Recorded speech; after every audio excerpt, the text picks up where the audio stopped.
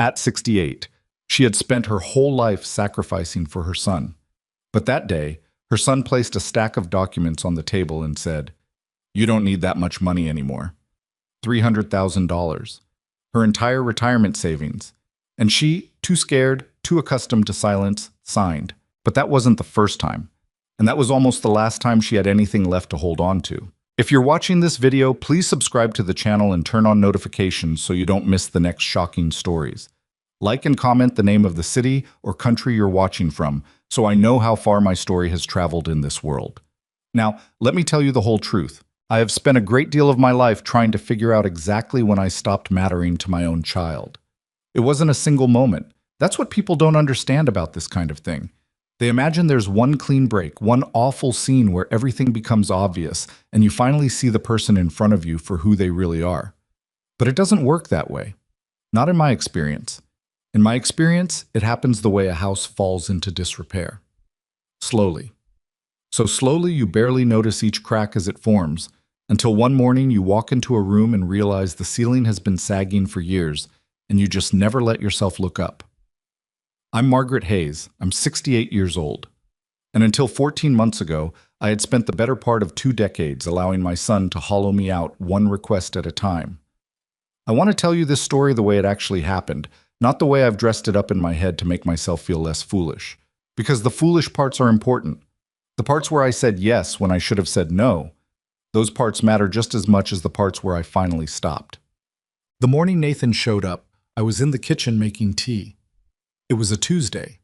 I remember that specifically because I had been planning to drive over to the farmer's market on Clement Street, a little weekly ritual I'd started after my hip surgery 2 years back, something to get me out of the house and moving. I had my canvas bags already sitting by the front door. The knock came at 7:43 in the morning. I know the time because I looked at the clock on the microwave when I heard it, and my first thought, I'm ashamed to admit this, was that it might be Nathan. Not because I had any reason to expect him, but because Nathan had a way of appearing like that, without warning, without a phone call. Just a knock at an hour when most people would have the decency to call ahead, and there he'd be, standing on my porch with that look on his face that I had learned, over decades, meant he needed something. I opened the door. He was wearing a gray sport coat over a wrinkled blue shirt, and he looked like he hadn't slept well. He was 41 years old, my Nathan, with his father's jaw and my father's eyes, and a mouth that had learned somewhere along the way to bend the truth until it fit whatever shape was most convenient. "Morning, Mom," he said. Not hi, not how are you, not even a hug. Just morning, Mom, the way you'd greet a coworker you're not particularly fond of. "Nathan." I stepped back to let him in. "I wasn't expecting you." "I know." He walked past me into the kitchen and set a manila folder on the table. Just put it right down on top of my crossword puzzle, didn't even move it aside. Then he pulled out a chair and sat down like he lived there. "We need to talk." I put the kettle on. It was something to do with my hands. "Can I get you some tea?" "I'm fine." He folded his hands on top of the folder. "Sit down, Mom." Something in the way he said it made the hair on my arms stand up. Not the words themselves, the tone. The same flat, patient tone a man uses when he has already decided how a conversation is going to go and is simply waiting for you to catch up. I sat down. Mom. He opened the folder. Inside were documents, financial statements, what looked like loan agreements, pages of numbers dense enough that I would have needed my reading glasses and probably half an hour to make sense of them. He spread them out on the table in front of me in a deliberate way, the way a lawyer might present evidence, which, I would later understand, was essentially what he was doing. "Lydia's business debt," he said, "from the Ashford Project." Lydia was Nathan's wife. She had been running an interior design firm for about 3 years at that point, and while I had never been particularly close to her, she was a pleasant enough woman but guarded in a way that kept me at arm's length. I had always wanted her to succeed, for Nathan's sake, for the sake of the grandchildren. "What happened?" I asked. "The project fell through. Investor pulled out 6 weeks before completion. She's underwater, Mom, seriously underwater." He tapped one of the documents. $300,000. The number landed in the room like something dropped from a height. 300,000, I repeated. "I know it's a lot." He didn't look apologetic. He looked like a man stating a fact. "But you have it. We both know you have it in the retirement accounts." I felt something tighten in my chest. That's my retirement money, Nathan. I know what it is. It's everything I saved after your father died. 15 years of... Mom! He cut me off. Not loudly. He didn't need to raise his voice. He never did. You have a paid-off house. You have your Social Security. What are you actually saving it for? I opened my mouth, closed it. Because here's the thing I'm most ashamed of, the thing I've had to sit with in the months since. I didn't have an answer ready. I had been so conditioned over so many years to feel that my needs were small and negotiable and secondary. That when he asked me what I was saving the money for, some part of me genuinely hesitated. Some part of me thought, well, what am I saving it for? That hesitation, that single awful moment of doubt, is what he had been counting on. The money would save Lydia's business, Nathan continued. It would keep us from losing the house. The kids are in school, Mom. You want us to pull them out of school, uproot everything they know because of one bad project? That's not fair, I said, and even as I said it, I could hear how weak it sounded, like I was apologizing for having a spine. I'm not trying to be unfair. I'm trying to be honest with you about where we are. He leaned forward. Family helps family. That's what you always taught me. And there it was. The thing he always did. Taking something real, something I believed in, something I had tried to pass on to him, and turning it around so that it pointed at me like a weapon. Family helps family. Yes, I had taught him that. I had taught him that when he was 9 years old and his cousin broke his bicycle and we all chipped in to buy him a new one. I had taught him that when his aunt got sick and we drove 4 hours every weekend for a month to help her out. I had taught him that in the context of genuine generosity, real love that didn't keep a ledger. Not this. This was not what I meant, and some part of him knew it, and he used it anyway. I signed the transfer authorization that same morning. I'm not going to dress that up. I didn't put up some noble fight that he eventually wore down. I signed it within an hour of him sitting down at my kitchen table, and I handed it to him across the crossword puzzle I hadn't finished, and I watched him tuck it into his folder and stand up like a man who had just completed a transaction. I'll pay you back, he said, once the business stabilizes. I know you will, I said. I don't know which of us believed it less. He left without finishing the tea I had made him. I stood at the kitchen window and watched his car back out of the driveway, and I felt, this is the part that is hardest to explain, I felt relieved. The immediate pressure had lifted. The conversation was over. He had what he came for, and he was gone. That relief is what manipulation does to you over a long enough period of time. It conditions you to feel grateful when the pressure stops, even when stopping the pressure required you to give away something that was yours. I stood at that window for a long time after his car disappeared around the corner. The canvas bags were still sitting by the front door. I never made it to the farmer's market that day. The afternoon after Nathan left was the strangest of my life. I sat in my living room for most of it and didn't turn on the television and didn't read and didn't call anyone. I just sat. The house was very quiet in the way that houses get quiet when something significant has happened inside them and the walls are still absorbing it. I kept thinking about a conversation I'd had with Nathan maybe 3 years before this. He had called me, also without warning. I notice now, he always called without warning because it gave me less time to think, and asked me for $20,000 to invest in a friend's restaurant. I had given it to him. Before that, there was the $35,000 for the down payment on a car that he said was for his business, and that I never saw. Before that, there was the money for the legal fees when he and Lydia had some kind of dispute with a former contractor. That one I don't even remember the exact amount of anymore, which tells you something about how normalized it had all become. $300,000. I pulled out a notebook. I've always kept notebooks, a habit from my working years. And I started writing numbers down, not because I didn't know what they added up to, but because I needed to see it on paper, needed to see it outside my own head where I could look at it without flinching. When I finished adding the column, I sat there for a long time looking at the total. Then I picked up the phone and called Claire. Claire Whitmore and I had been friends for 31 years. We had met when we were both in our late 30s in a neighborhood book club that neither of us particularly liked, but that we both kept attending for reasons that eventually became clear. We were both bored, both sharper than the conversation required, and both looking for something we hadn't quite named yet. She had become an attorney. Family law mostly, though she had pivoted in recent years toward elder financial advocacy, a term that, the first time I heard it, I associated with other people, not myself. She picked up on the second ring. Margaret. Claire. My voice came out steadier than I expected. I need to tell you something. I told her everything, all of it. Not just what had happened that morning, but the whole history, the whole long accumulating list that I had just spent an hour writing out in my notebook. I told it in order, from the restaurant money to this morning's $300,000. And I didn't editorialize much, and I didn't cry, though I wanted to, and when I finished there was a silence on the line that felt like Claire gathering herself. Margaret, she said finally, I know.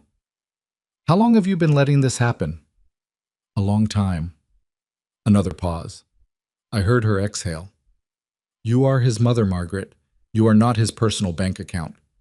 Something about the directness of it, the way she just said it plainly, without softening it or wrapping it in anything, made my eyes fill up in a way that the whole morning hadn't managed to do. Because it was true. That was exactly what I had allowed myself to become. And the fact that I had allowed it, that I had signed and transferred and handed over and nodded along for years, didn't make it Nathan's fault alone. It made it a pattern. And I was part of the pattern. What do I do? I asked her. First, Claire said, and I could hear her clicking into attorney mode, focused and clear. You don't do anything impulsive. You don't call Nathan. You don't send any emails. Tonight, you go through every financial document you have in that house, account statements, property records, anything with your name on it, and you put it somewhere safe. Tomorrow you come to my office. All right? And Margaret? Yes. I need you to hear me when I say this. Whatever you've done up until now, whatever you signed, whatever you gave, that's not who you have to be tomorrow. Do you understand what I'm telling you? I looked out the window at the backyard, at the rose bushes that Douglas had planted the spring before he died, and that I had kept alive for 11 years through pure stubbornness. I think I'm starting to. I did not sleep that night. I lay in the dark of the bedroom I had shared with my husband for 22 years and stared at the ceiling and thought about things I had been not thinking about for a very long time. The way Nathan's voice changed when he wanted something. That particular quality of patience that wasn't really patience at all, but the practiced calm of someone who knew they were going to win. The way I always made him tea even when he arrived without warning and sat down without asking and laid his needs out on top of whatever I had been doing like they were simply more important. The way I had taught myself to feel, somewhere in the years after Douglas died, that my job was to absorb things, to be the place where difficulties were brought and managed. Grief does something to people. I know that. When Douglas died, something reorganized inside me in a way I didn't fully understand at the time, and one of the things that reorganized was my sense of what I deserved. I had been a wife, a mother, a daughter, roles, all of them, defined by what I gave. When Douglas was gone, Nathan was all I had left of that life, and I held on to that with both hands, even when the holding hurt. But lying there in the dark, I let myself think something I had been refusing to think for years. My son was not a good man. He was not evil. He was not a monster in the way that word implies. But he was a man who had learned over a very long time that the people who loved him could be leveraged, that love was a resource, not a relationship, and he had gotten very good at extracting it. That thought didn't come with the dramatic clarity people describe in movies.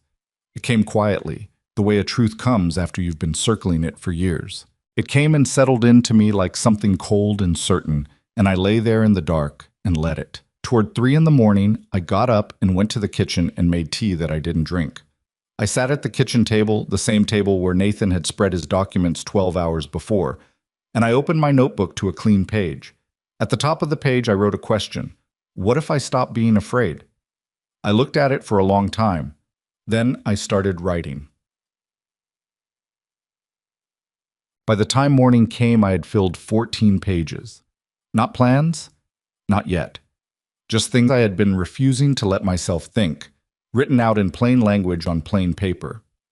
14 years of absorbed pressure and managed silence, and most of it fit in 14 pages. That told me something about how dense it had become, how compressed. I put the notebook in my bag, gathered the financial documents Claire had told me to find, which took about 2 hours because I had always been organized, another habit from my working years, and I knew exactly where everything was. And I drove to Claire's office. She was already there when I arrived. She had coffee waiting. She looked at me with the particular expression of someone who has seen a great deal of damage in their professional life and learned not to show the full weight of it on their face. "How are you?" she asked. "Clearer than I expected," I said. She nodded, like that was the right answer, and we sat down and began. What she told me in the next 2 hours would change everything.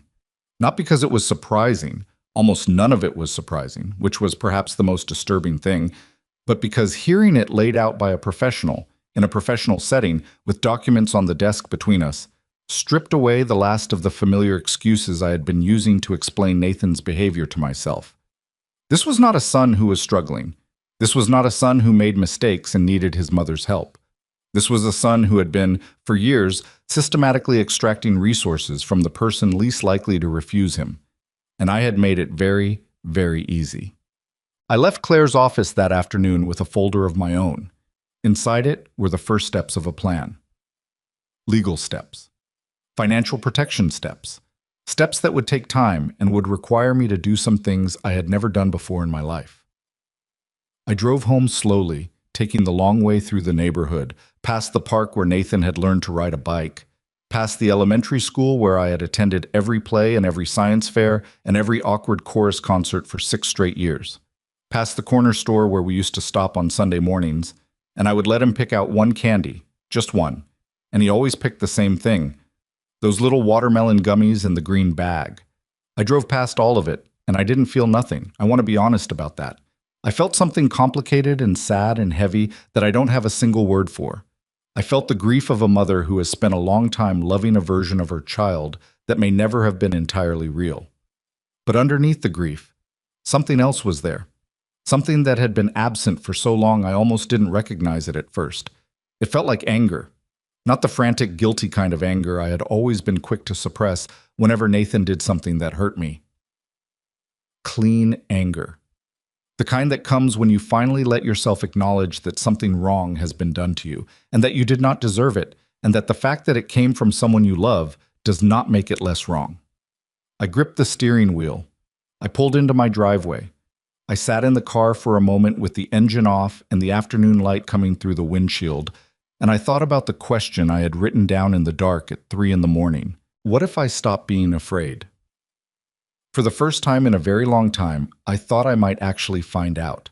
The plan Claire laid out for me was not dramatic. That's the first thing I want to say about it, because when people hear a story like this, they tend to imagine the turning point as something cinematic, a confrontation, a slammed door, a moment where the wronged person stands up and delivers the speech they've been rehearsing for years. Real life doesn't give you that. Real life gives you a Tuesday afternoon in a lawyer's office with fluorescent lights, and a dying ficus in the corner, and a woman across the desk from you explaining, in careful, measured language, exactly how thoroughly you have been taken advantage of.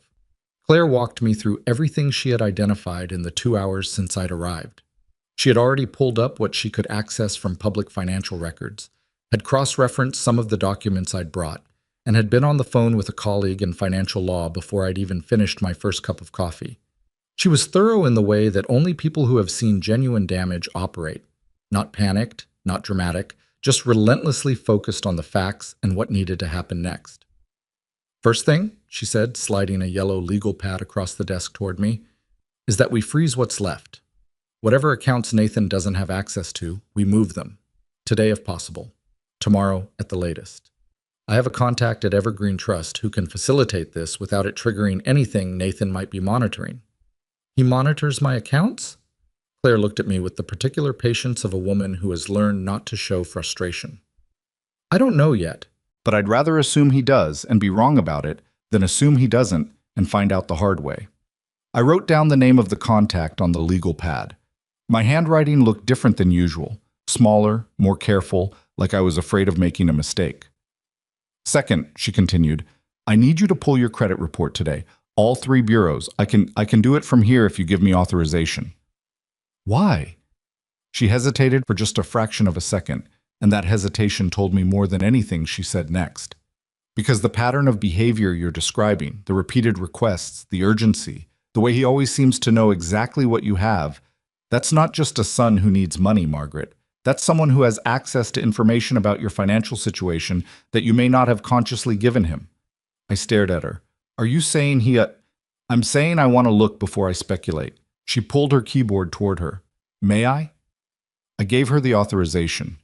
What she found on that screen, what I watched her face do as she read through it, was the first indication that what I was dealing with was considerably larger and more deliberate than a son who had borrowed too much money from his mother. She didn't tell me everything that day. I understand now that she was being careful, that she was piecing things together and didn't want to alarm me with incomplete information. But she told me enough. She told me there were inquiries on my credit report that I had not made. She told me there were accounts I did not recognize. She told me very quietly that I needed to not go home and call Nathan, no matter what. I won't, I said. Margaret? She looked at me across the desk. I know you. When you get home and the house is quiet and it starts to feel real, you're going to want to pick up the phone. You're going to want to give him a chance to explain. She wasn't wrong. She knew me well enough to know exactly how I would talk myself out of protecting myself. I won't call him, I said again. And this time I meant it differently. Not a promise to her. A promise to the woman who had sat at her kitchen table at 3 a.m. writing 14 pages of things she had been refusing to think. I did not call Nathan that night. What I did instead was go through my house room by room, the way Claire had instructed, pulling every document that had my name on it. Tax returns going back 8 years, bank statements, the deed to the house, my will, which I realized as I pulled it from the fireproof box in the closet, named Nathan as the sole executor. I put that in a separate pile. My hands were steady, but my stomach was not. In the back of the top drawer of my desk, I found something I had forgotten about. A small notebook, different from the one I currently kept, from about 6 years ago, when Nathan had first started asking me for money with any regularity. I had written things down then too, I remembered now. Dates and amounts and what he'd said each time, the kind of careful documentation that the anxious part of me had instinctively understood might matter someday. I had written it down, and then, at some point, I had put the notebook in that drawer and closed it and stopped looking at it because looking at it meant admitting something I wasn't ready to admit. I sat down on the floor of my office with that notebook in my lap, and I read every entry. It took a long time. When I finished, I added the notebook to the pile of documents to bring to Claire. I didn't sleep much that night either, but it was different from the night before. Less the sleeplessness of shock, and more the sleeplessness of someone who is beginning, carefully and deliberately, to dismantle a very old structure. I lay in the dark, and I thought about all the small moments I had recorded in that notebook, and all the small moments I hadn't bothered recording because they hadn't seemed significant enough at the time. The thousands of tiny concessions, the redirected conversations, the times Nathan had shown up and I had rearranged my entire day around his presence without him ever asking me to, without him ever even noticing that I had. I thought about something Claire had said almost in passing near the end of our meeting, something she'd said while she was gathering the papers from the desk, and probably didn't realize I would hold on to. The most effective kind of manipulation, Margaret, is the kind that makes the victim feel like a willing participant. I had been a willing participant for 20 years. That was the truth I had to hold, and it was not a comfortable truth, and I held it anyway. 3 days after Nathan's visit, I went back to Claire's office for what she had described as a longer conversation. She was not alone this time.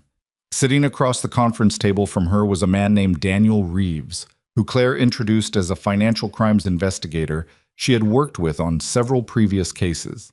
He was in his 50s, unremarkable looking in the way that people who spend a lot of time in serious rooms tend to become unremarkable, and he shook my hand with the careful professionalism of someone who was already treating me as a person rather than a file number.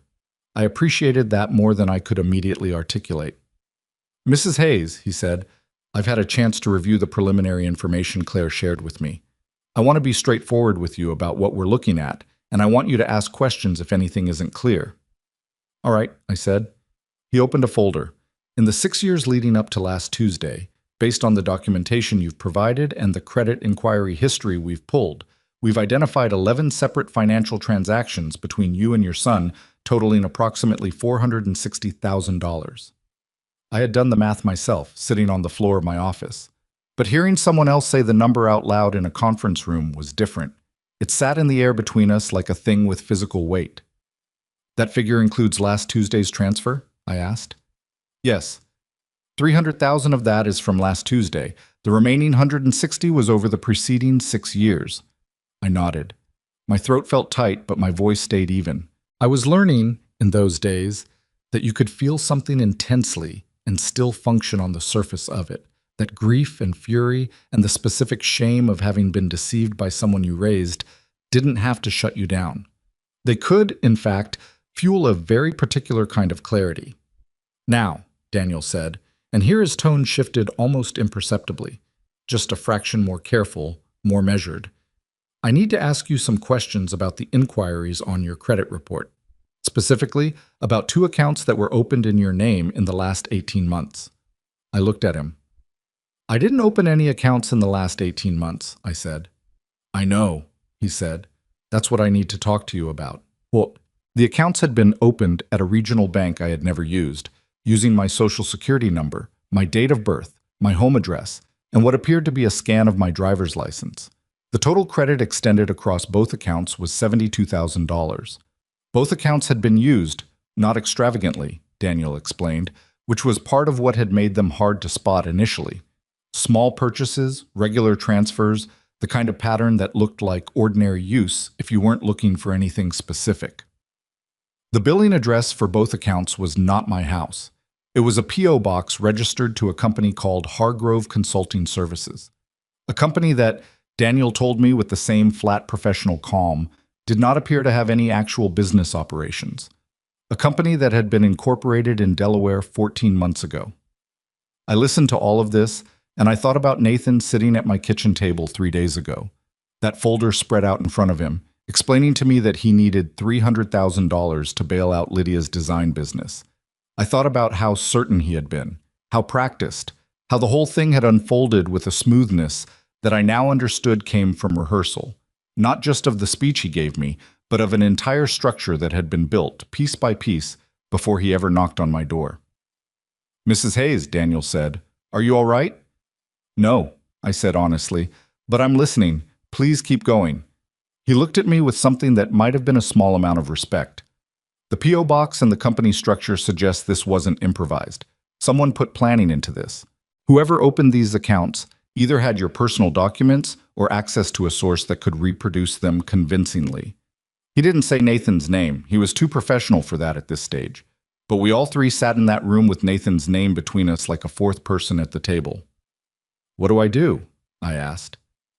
"First," Claire said, taking over with the same tag team efficiency I was beginning to understand was how they operated, "you file a formal identity theft report. Daniel's office will help you with that. Second, we freeze your credit today, all 3 bureaus. Third, we do not, under any circumstances, alert Nathan that any of this is happening." "He's going to call eventually," I said. "He always calls." "When he does," Claire said, "you answer normally. You don't lie if you can avoid it, but you don't tell him anything. You say you've been tired, you've been resting. You can do that?" I thought about 30 years of telling Nathan things were fine when they weren't. "Yes," I said. "I've had a lot of practice." Nathan called 4 days later. I was in the garden when my phone buzzed. I had taken to spending time outside since all of this started.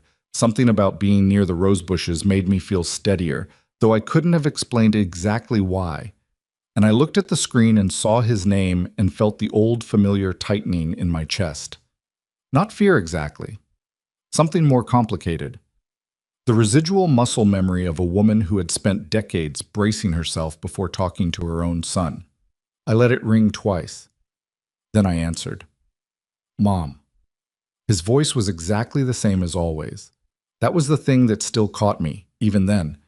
How completely normal he could sound. How there was no detectable difference between the voice of a son calling to check on his mother and the voice of a man who had spent over a year systematically stealing from her. "Nathan," I said. I kept my voice level. I was standing between 2 rose bushes in the afternoon light, and I focused on the texture of a leaf between my fingers to keep myself grounded. "Just checking in. You doing all right?" "I've been tired," I said. "Resting a lot." "Yeah, you sounded tired last week." A pause. Everything processed okay? On your end? He was asking about the transfer. Of course he was. The pleasantries were a formality he barely bothered to sustain. Yes, I said. Everything processed. Good. I could hear the satisfaction in it, just the faintest edge of relief, the particular sound of a man who has been worried about a loose end and is now less worried. Good. Look, Lydia says hi. The kids are good. Brennan made the honor roll. Brennan, my grandson. 10 years old, with Douglas's laugh and a gap between his front teeth that he'd been slowly growing into for the last year. I had not seen him since Christmas. That's wonderful, I said, and I meant it, even in the middle of everything. Even being furious at Nathan did not make me any less in love with my grandchildren. That was one of the harder parts of all of this, understanding that the people you love exist in layers, and that protecting yourself from one layer does not mean abandoning the others. Mom.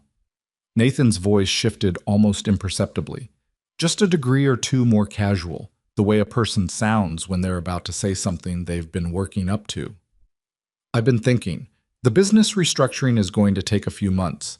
While we're in that process, there might be some additional, nothing major, but there might be… Nathan. I said his name quietly, and I waited. A beat of silence.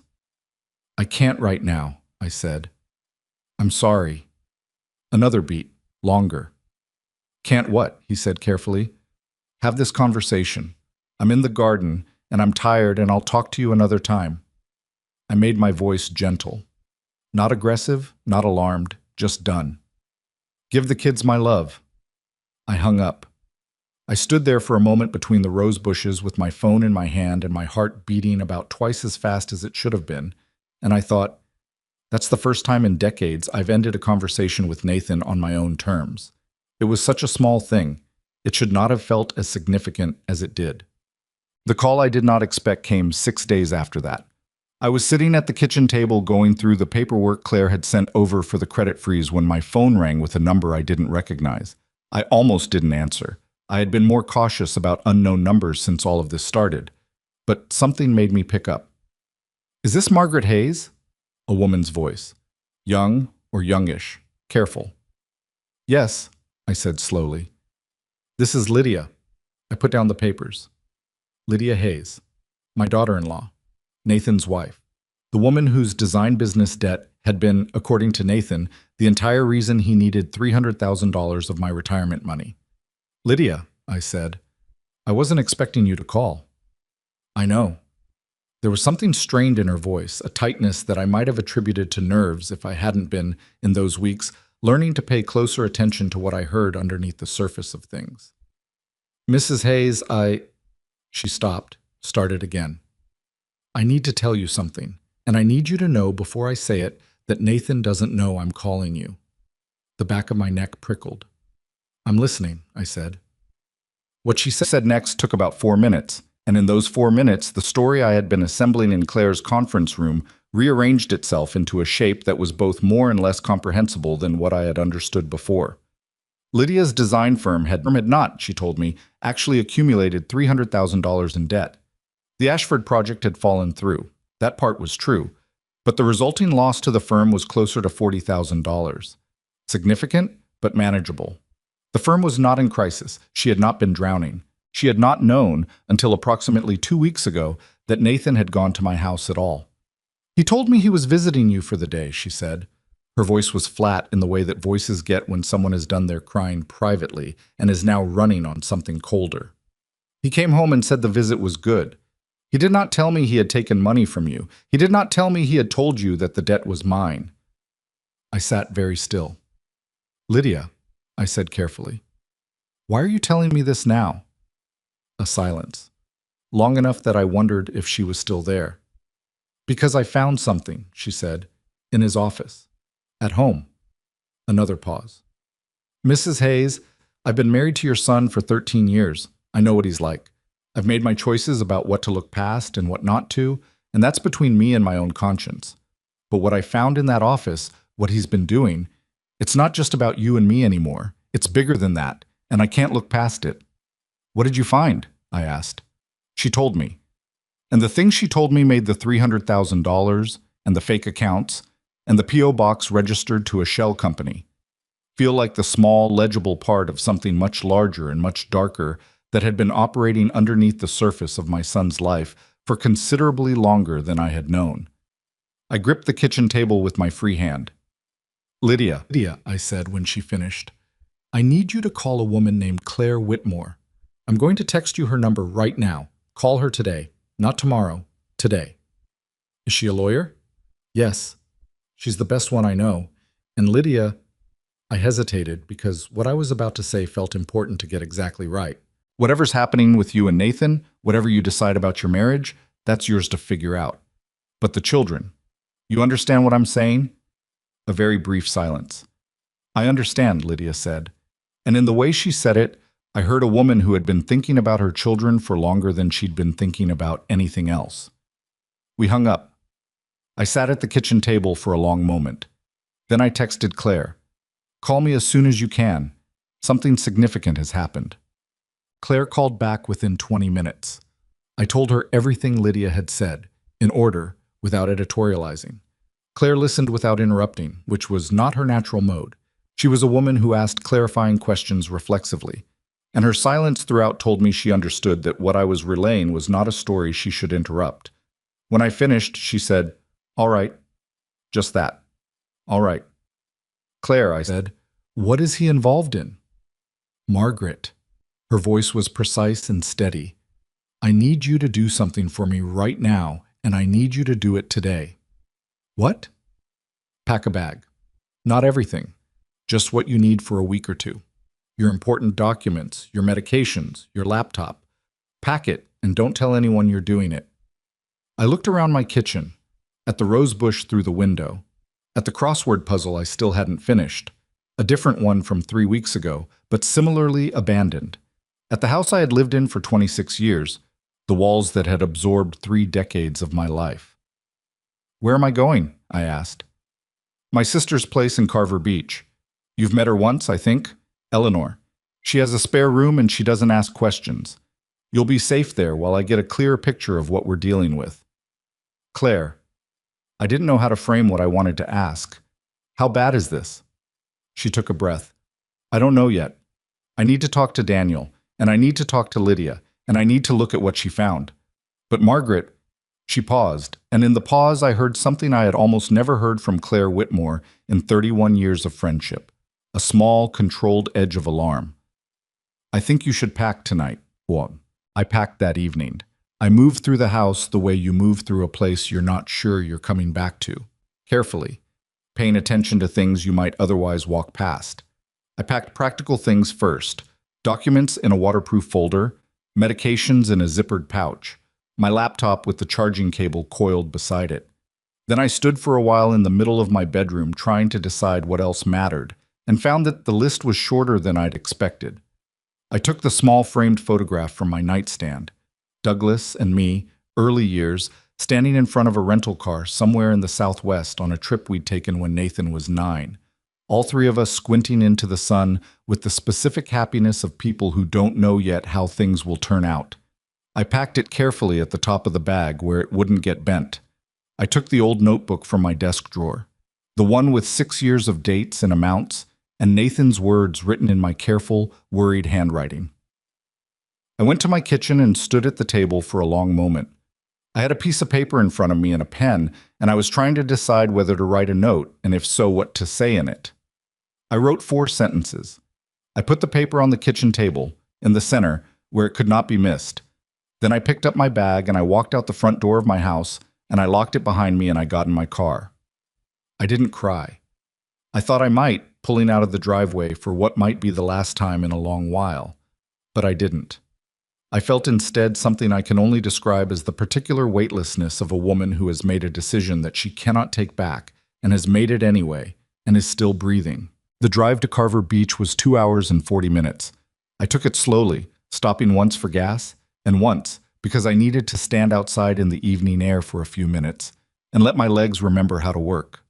The sun went down somewhere around the midpoint of the drive, and I watched the sky go from orange to purple to a deep, flat dark. And I thought about the note I had left on the kitchen table. 4 sentences. the last of which I had rewritten 3 times before I got it right. I am not disappointed in you, Nathan. I am disappointed that I allowed myself to disappear for so long. I am going to stop disappearing now. Do not look for me until you are ready to tell the truth. Not a door left open, not quite a door slammed shut. Something in between. The measured, deliberate choice of a woman who was still figuring out what she wanted the rest of her life to look like, but who knew, with a certainty she hadn't felt in years, what she was walking away from. Eleanor Whitmore met me at the door of her cottage with a cup of tea already made and the kind of uncomplicated kindness that asks nothing and explains nothing and simply makes room. Claire said you might be hungry, she said. I forgot to eat today, I admitted. I made soup. She stepped back from the door. Come in. I stepped inside. The cottage smelled like wood smoke and something with garlic and the particular saltiness of a house that sits close to the ocean. It was small and warm and not mine, and none of those things were problems. I sat down at Eleanor's kitchen table while she ladled soup into a bowl, and I thought about my own kitchen table and the note sitting in the center of it and the moment, sometime in the next day or two, when Nathan would walk into my house and find it. I thought about his face when he read it. I thought about the 4 sentences, and I thought about all the sentences I had swallowed over 20 years and how all of them had compacted into those 4. I picked up the spoon, I ate the soup, and for the first time in as long as I could remember, I did not make myself smaller to fit inside the space that someone else had decided I deserved. Eleanor Whitmore was a woman who understood instinctively that some guests needed to be talked to and some needed to be left alone, and she had correctly identified me as the second kind.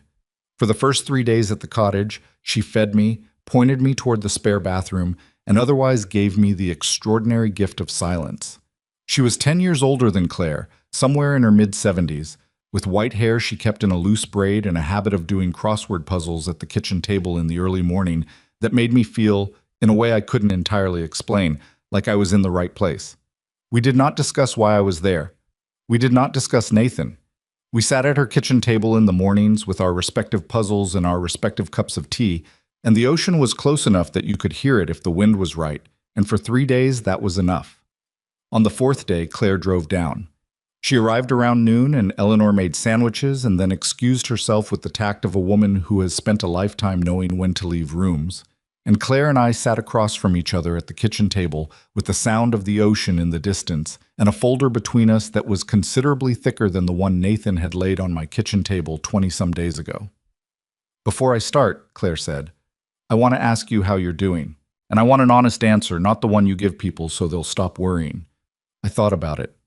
I'm sleeping, I said. Better than I have in a long time, actually, which I did not expect. I wake up some nights and I can't get back down, but it's a different kind of sleeplessness. Less like dread, more like, I search for the word, processing. That's actually healthy, she said. I know, it surprises me. I looked at the folder. What did you find? She opened it.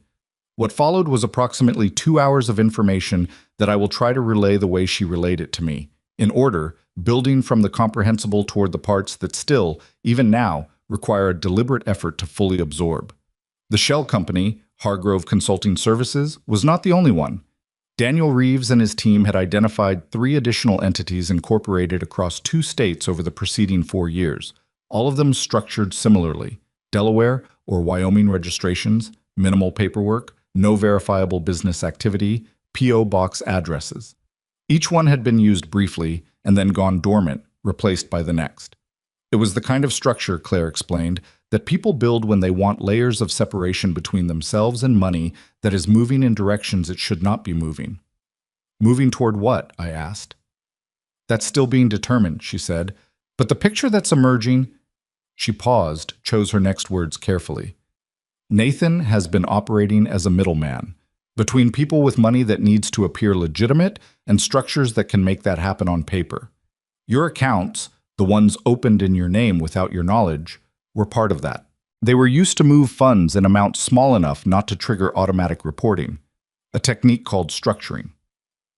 I knew what structuring was. I had been an administrative manager for a regional bank for 11 years before I retired. I knew exactly what she was describing. He used my identity for money laundering, I said. Claire looked at me steadily. That's what it appears to be, yes. The strange thing, the thing I have thought about many times since, was that hearing it said plainly did not destroy me. I had thought it would. I had thought that the moment someone said those words to me in connection with my son's name, something fundamental would break.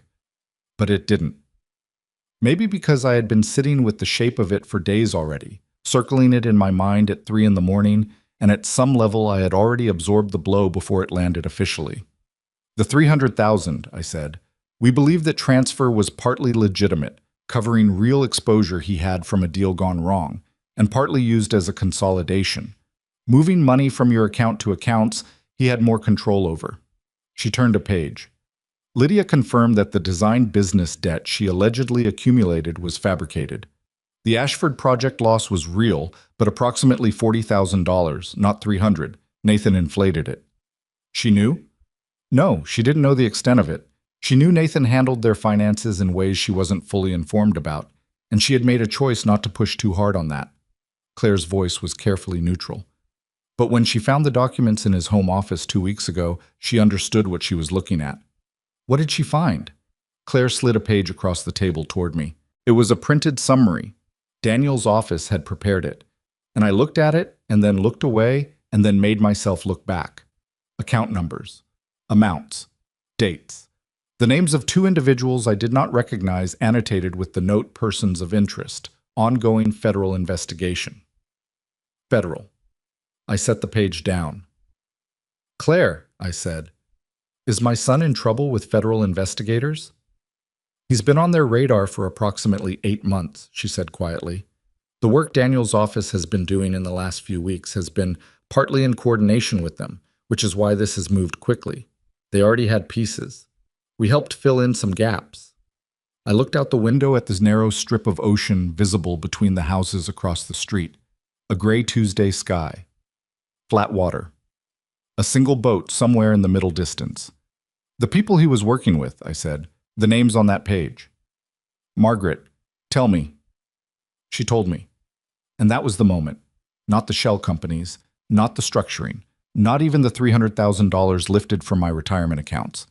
That was the moment when the full weight of what Nathan had built came down on me all at once. Because the names Claire gave me were not the names of desperate small-time fraudsters running a simple scam. They were connected to people who dealt in the kind of money that made $300,000 look like pocket change, and who did not, historically, respond well to loose ends. My son had made himself useful to people like that, and I had been one of his tools. I sat very still for a long moment. Then I said, "Are they looking for me?" "No," Claire said, and she said it fast enough that I believed her. "You're not a target, you're a victim. That distinction matters enormously here, and Daniel's office has been very clear with the federal team about that." She leaned forward slightly. "But Margaret, it does mean that where you are right now, not at your house, not reachable through your usual channels, is actually the right place to be. Not because anyone is coming after you, because staying away from Nathan's orbit while this unravels is the safest position for you legally and physically." "Physically," I repeated. "I'm not trying to frighten you more than the situation warrants." "But?" She met my eyes. "But Nathan is going to figure out, probably soon, that things are moving around him in ways he can't control. And when people like Nathan lose control, they tend to reach for the handles they've used before." She meant me. She meant that I was one of the handles he'd been reaching for his entire adult life. I nodded slowly. "All right," I said. "What do I need to do?" What I needed to do, it turned out, was mostly wait, which is perhaps the hardest thing to ask of a woman who had just spent 3 weeks discovering that she had been passive for far too long. But waiting, Claire explained, was strategic. The investigation needed to develop on its own timeline. My role was to stay available for Daniel's team, provide documentation when requested, and not do anything that might compromise what was being built. In practical terms, this meant staying at Eleanor's cottage for the foreseeable future, limiting contact with anyone in Nathan's circle, and preparing, emotionally, legally, practically, for whatever came next. I threw myself into the practical the way I always do when the emotional becomes too large to look at directly. I called the bank and initiated the formal fraud reporting process for the accounts opened in my name. I signed the legal documents Claire sent over authorizing Daniel's office to access my financial records as needed for the investigation. I updated my will, something I should have done years ago, working with a different attorney in Carver Beach, whom Claire recommended, a quiet woman named Patricia Osei, who asked no unnecessary questions and had the documents prepared and notarized within a week. In between the practical tasks, I walked. Eleanor's cottage was 4 blocks from a beach access point, and I started going there every morning regardless of weather, which in late November at Carver Beach meant cold, gray, windswept mornings with the kind of sky that feels like it's pressing down on you. I walked the same stretch of beach every day, north for about 40 minutes, then back, and I thought, and sometimes I didn't think at all, and both were necessary. I thought about Nathan as a child. I couldn't help it. When you spend this many hours alone with the truth you have been refusing, the mind compensates by offering you the counterweight, all the evidence for the defense, every piece of the person that contradicted the one you were being forced to see clearly. I thought about Nathan at 7 years old, sitting at the kitchen table doing homework with his tongue between his teeth in concentration. Nathan at 14 calling me from a friend's house because he was scared and homesick and didn't want his friends to know. Nathan in his 20s, awkward and earnest and genuinely trying in ways that, looking back, were real even if they didn't sustain. The man he had become was not entirely distinct from the boy he had been. That was the unbearable complexity of it. He hadn't transformed overnight. He had gradually chosen, across many years and many small moments, to become someone who took what he needed and called it family. And I had let him. Every time I let him, I had told him without words that the behavior was acceptable, that I would absorb it, that the cost was mine to bear. That was not entirely his fault. That was also not something I could have understood at the time, and I was trying, imperfectly and sometimes failing, to hold both truths without using one to cancel out the other. Nathan called twice in the first week after I left. Both times I did not answer. He left one voicemail, and I listened to it once and then did not listen to it again. The message was 47 seconds long. He said he'd come by the house, and I wasn't there. He said he'd tried my neighbor Carol. He said he was worried. And this part he delivered with an ease that would have impressed me if I hadn't been standing in Eleanor's kitchen, listening to it with 2 weeks of accumulated clarity. He said he was very worried, that this wasn't like me, that he just needed to know I was all right. He said to call him back. I showed the voicemail to Claire. She forwarded it to Daniel. I did not call him back. The second call, 4 days later, was from a number I didn't recognize. I almost didn't answer it either, but something, the same instinct that had made me pick up when Lydia called, told me to. Mrs. Hayes, a man's voice. Flat. Not hostile exactly, but with the particular quality of someone who has decided that pleasantries are a waste of everyone's time. My name is Victor Crane. I'm an associate of your son's. I'm calling because Nathan is concerned about your whereabouts.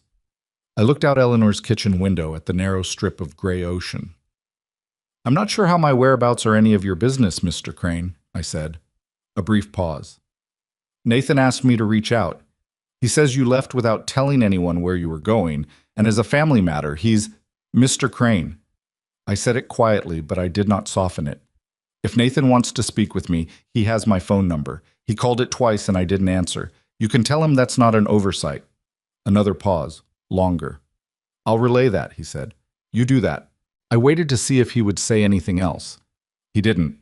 He hung up. I stood in Eleanor's kitchen for a moment after the call ended, and I was aware of something happening inside my chest that I needed to pay attention to. Not fear exactly, but a close cousin of it.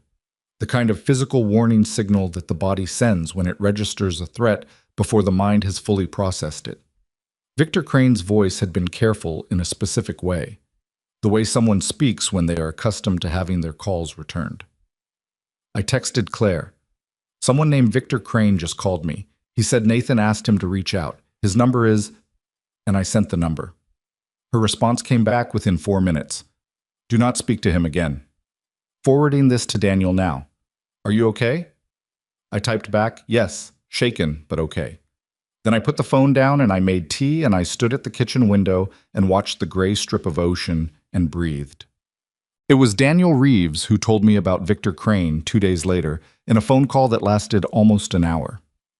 Victor Crane was 44 years old. He had no criminal record.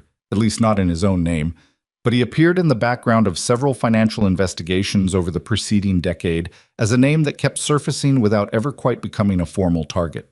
He was, Daniel explained in his careful, flat voice, the kind of person who maintained plausible deniability with an almost artistic level of dedication. He moved between legitimate business interests and considerably less legitimate ones with a fluidity that had frustrated several investigators for years. He was also one of the two names annotated on the summary page Claire had shown me, one of the persons of interest. Nathan has been working with him for at least 3 years, Daniel said. 3 years? I repeated. Possibly longer. That's what the paper trail currently supports. I thought about 3 years ago. Nathan he'd been going through what he called a rough patch in his business. He had asked me for money twice that year, I recalled from my notebook. Smaller amounts. 20,000 and then 35. I had given him both. I wondered now whether those amounts had gone where he said they'd gone, whether they had ever been about the things he told me they were about. Daniel, I said, when Crane called me, what was the point of that? Was Nathan actually worried about where I am, or was it something else? A brief silence on the line. Probably both, he said carefully. Nathan knows something has shifted. He can't reach you. You left without telling him. For someone who has relied on access to you for a long time, that's disorienting. And when someone like Nathan gets disoriented, they reach out through back channels to assess the situation, to find out what I know, to find out what you know, he confirmed, and possibly to assess whether you are a problem. The word problem sat in the air. I'm a 68-year-old woman who raised him, I said, and I was surprised by the sound of my own voice, which came out flat and almost steady. Yes, Daniel said, and until recently, that has meant you were an asset. The question Nathan is working out right now is whether that's still true. I thought about that for the rest of the day. I thought about all the years I had spent being useful to my son, and how that usefulness had always been framed as love, by him and by me in different ways. I had called it love. He had called it family. And underneath both of those words had been this transaction that I had only now fully seen. I was useful, so I was kept. I was kept, so I assumed I was loved. It is a confusion that takes a very long time to untangle, and I am not sure I have fully untangled it even now. What I knew, sitting in Eleanor's spare room that evening with the sound of the ocean coming through the slightly open window, was this. Nathan was beginning to understand that the asset had left the building. And that understanding was going to make him do something. I just know what. I found out 12 days later. Claire called me at 7:30 in the morning while I was still in the middle of my first cup of tea. Eleanor was at the kitchen table with her crossword. I took the call in the spare room, sitting on the edge of the bed with the quilt bunched up under my hand. Margaret. Claire's voice was controlled in the way it got when she was managing something difficult. I need to tell you something before you hear it from another source. My stomach tightened. Tell me. Nathan has filed for a guardianship assessment. He's petitioning the court to have your mental competency evaluated on the grounds that your disappearance constitutes evidence of cognitive decline. I let that settle. He's claiming I've lost my mind, I said. He's claiming you're vulnerable and that your recent behavior, leaving your home without notifying family, being unreachable, indicates you may not be capable of managing your own affairs. A pause. If a court were to appoint him guardian, he would have legal authority over your finances and your living situation. The precision of it was almost something I could admire. Almost. He had watched me leave. He had watched me stop being reachable. He could not know what I knew or what was being built around him, but he understood that something had changed, and his response was to reach for the one tool that might give him back control of me before whatever was happening reached its conclusion. He was trying to have me legally declared incapable of making my own decisions. He was trying to take my agency from me through the courts before he lost the ability to take it through manipulation. He can't actually, I started. No, Claire said firmly. He cannot. We're going to fight this, and we are going to win, and I have already filed the response paperwork. You are of sound mind. You are reachable by your legal representative. You have documented reasons for your current living situation, and the petition is based on fabricated concern rather than genuine evidence. I could hear the controlled fury under her professionalism. But I need you to be prepared for the fact that this is going to be in front of a judge, and Nathan is going to show up and perform concern for you in a courtroom. He'll cry, I said. He does that. When things aren't going his way, he cries. I know. I've seen him do it. A beat. We'll be ready for it. I sat on the edge of Eleanor's spare bed for a moment after the call ended, looking at the pale morning light coming through the curtain. He was going to try to have me declared incompetent. My 41-year-old son, who had used my identity to launder money for men like Victor Crane, was going to stand in front of a judge and tell them his elderly mother had lost her mind. I felt something then that I want to be honest about, because it is not a simple feeling, and I think it matters. I felt grief.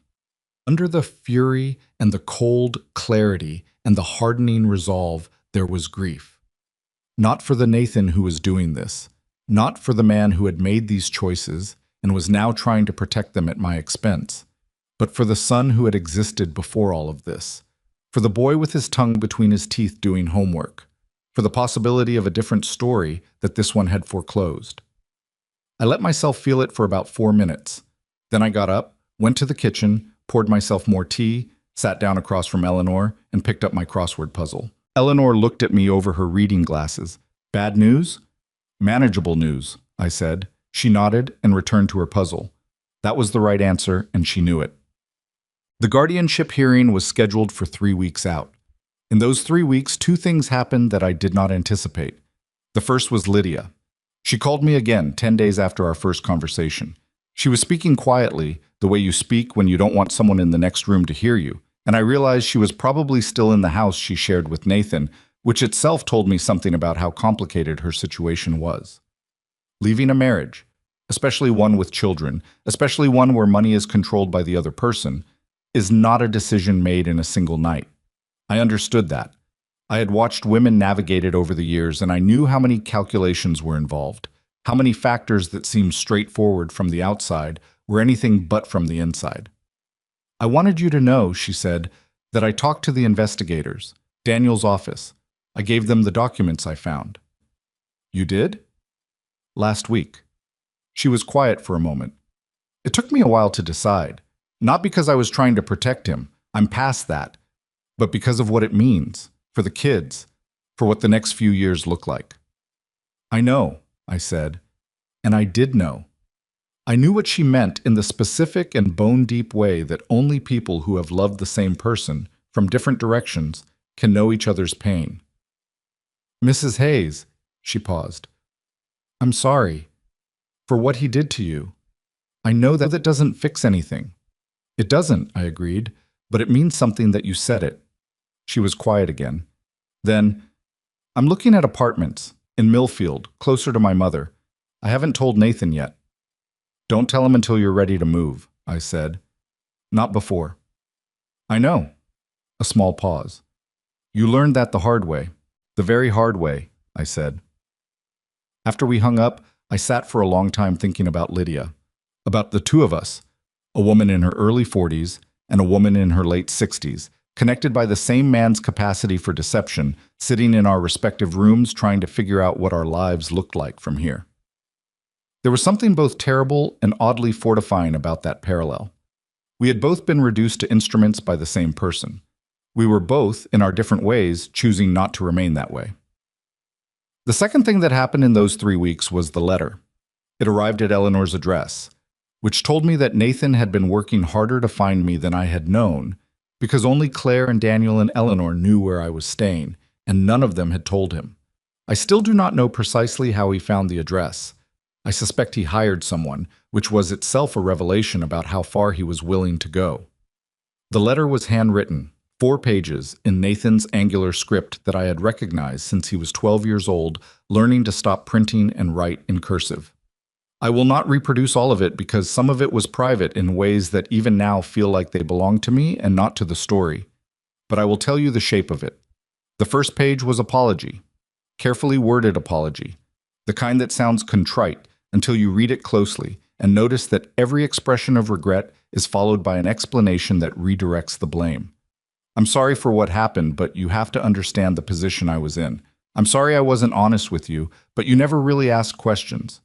That kind of apology. The kind that is really a negotiation dressed in the language of remorse. The second page was justification. He had been under enormous pressure: Lydia's business, the children's school fees, the weight of being the provider. He had made choices he wasn't proud of.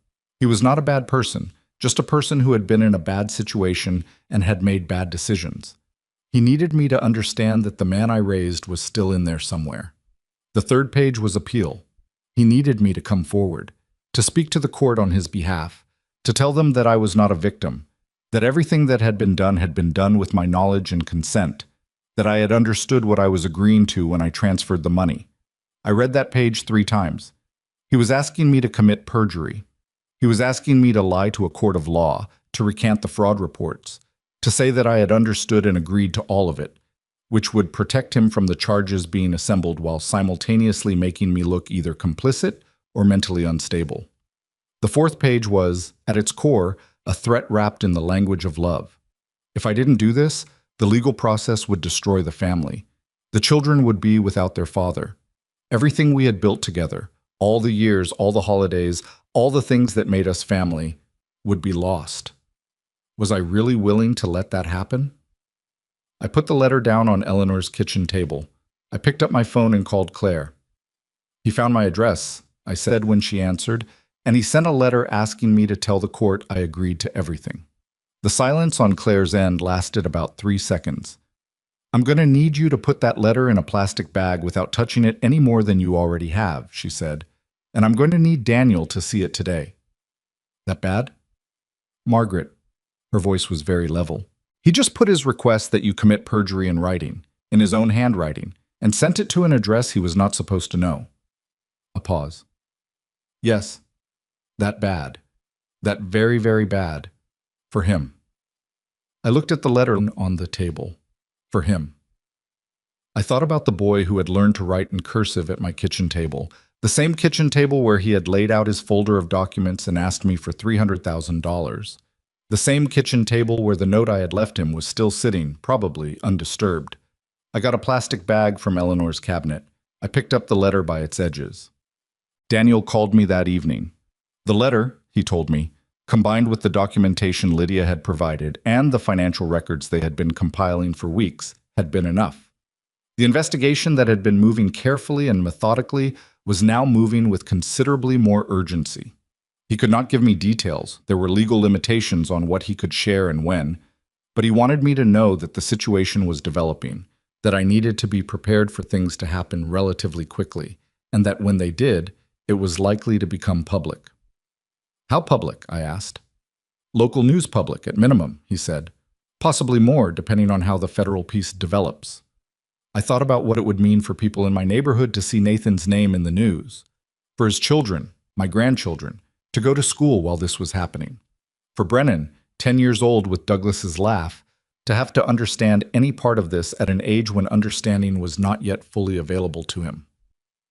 "Daniel," I said, "when this happens, when it becomes public, is there anything I can do to make it easier for Lydia, for the kids?" A pause. "Cooperating with the investigation fully is the most helpful thing you can do for everyone involved, including them. A faster resolution protects them too." "All right," I said. "Mrs. Hayes," he said it carefully, the way he said things when he wanted me to hear the weight in them. "You understand that you didn't cause this. What's about to happen, the consequences that are coming, those belong to Nathan, not to you, not to Lydia, not to the kids." I was quiet for a moment. "I understand that," I said. "I'm working on believing it." "That's honest," he said. After the call, I walked to the beach access point even though it was past 9 at night and cold enough that my breath came out in small clouds in the beam of my flashlight. I walked to the edge of the water and stood there with the cold coming off it and the darkness over it and the lights of whatever was out there in the distance, a boat, a platform, something, small and steady against the black. I thought about Nathan writing that letter, the careful handwriting, the 4 pages, the escalating ask that ended in a threat wrapped in love. I thought about how long he must have spent on it, how much of him must have believed it would work.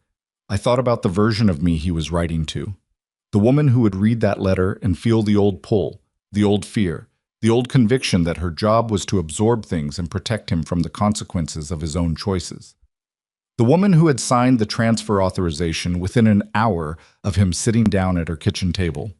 The woman who had given him $20,000, $35,000, the down payment on a car, the legal fees, and then $300,000, and stood at the window and watched him drive away and felt relieved that the pressure had stopped.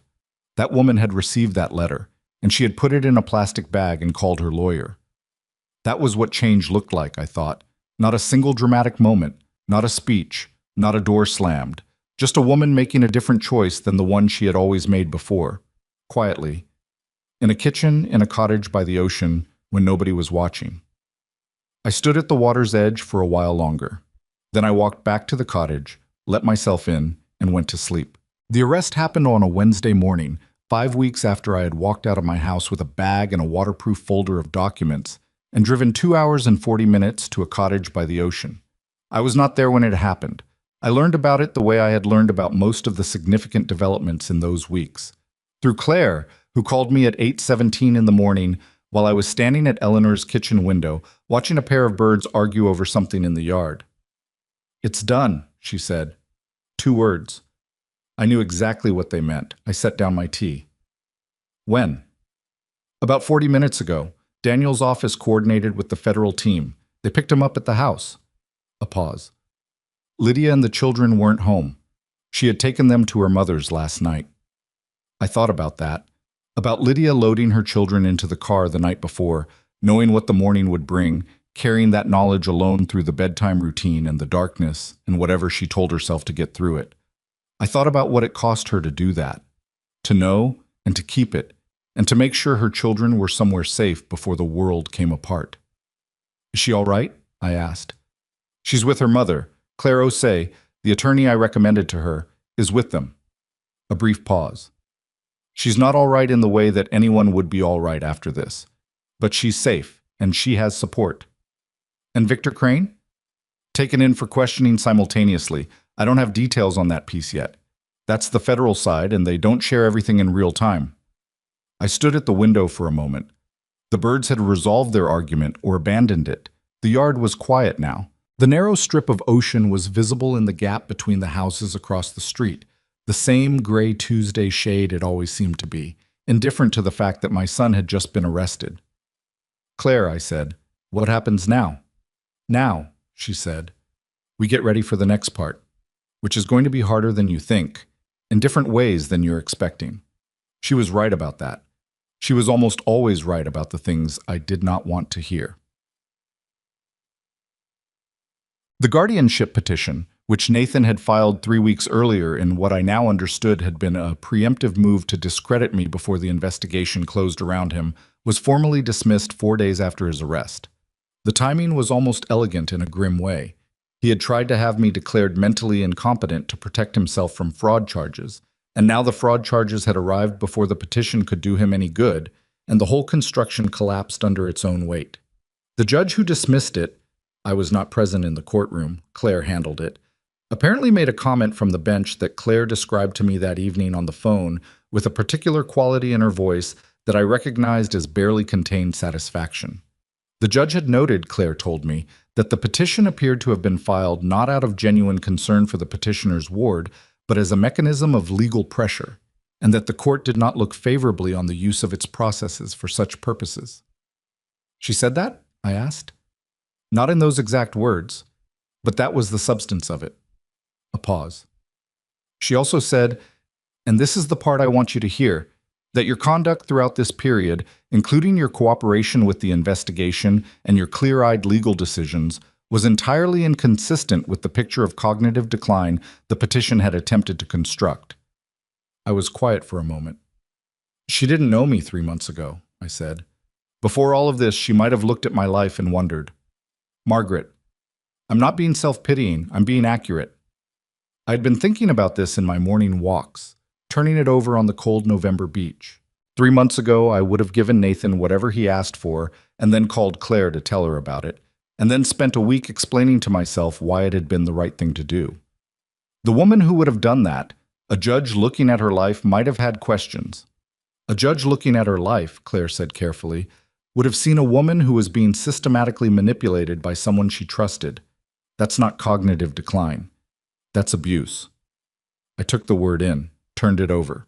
It was a word I had been avoiding, I realized. Not because it wasn't accurate, but because applying it to my own situation required me to see myself as someone who had been, for a very long time, in a harmful dynamic. And it is uncomfortable to see that. It is uncomfortable to look at the full shape of something you have been living inside. Yes, I said. All right. Yes. Good, Claire said. Not kindly, exactly, but firmly. The kind of firm that means I need you to own this so it can't be used against you. Because that's the truth we're going to be working with going forward. Nathan's arraignment was on a Friday, 12 days after the arrest. I did not attend.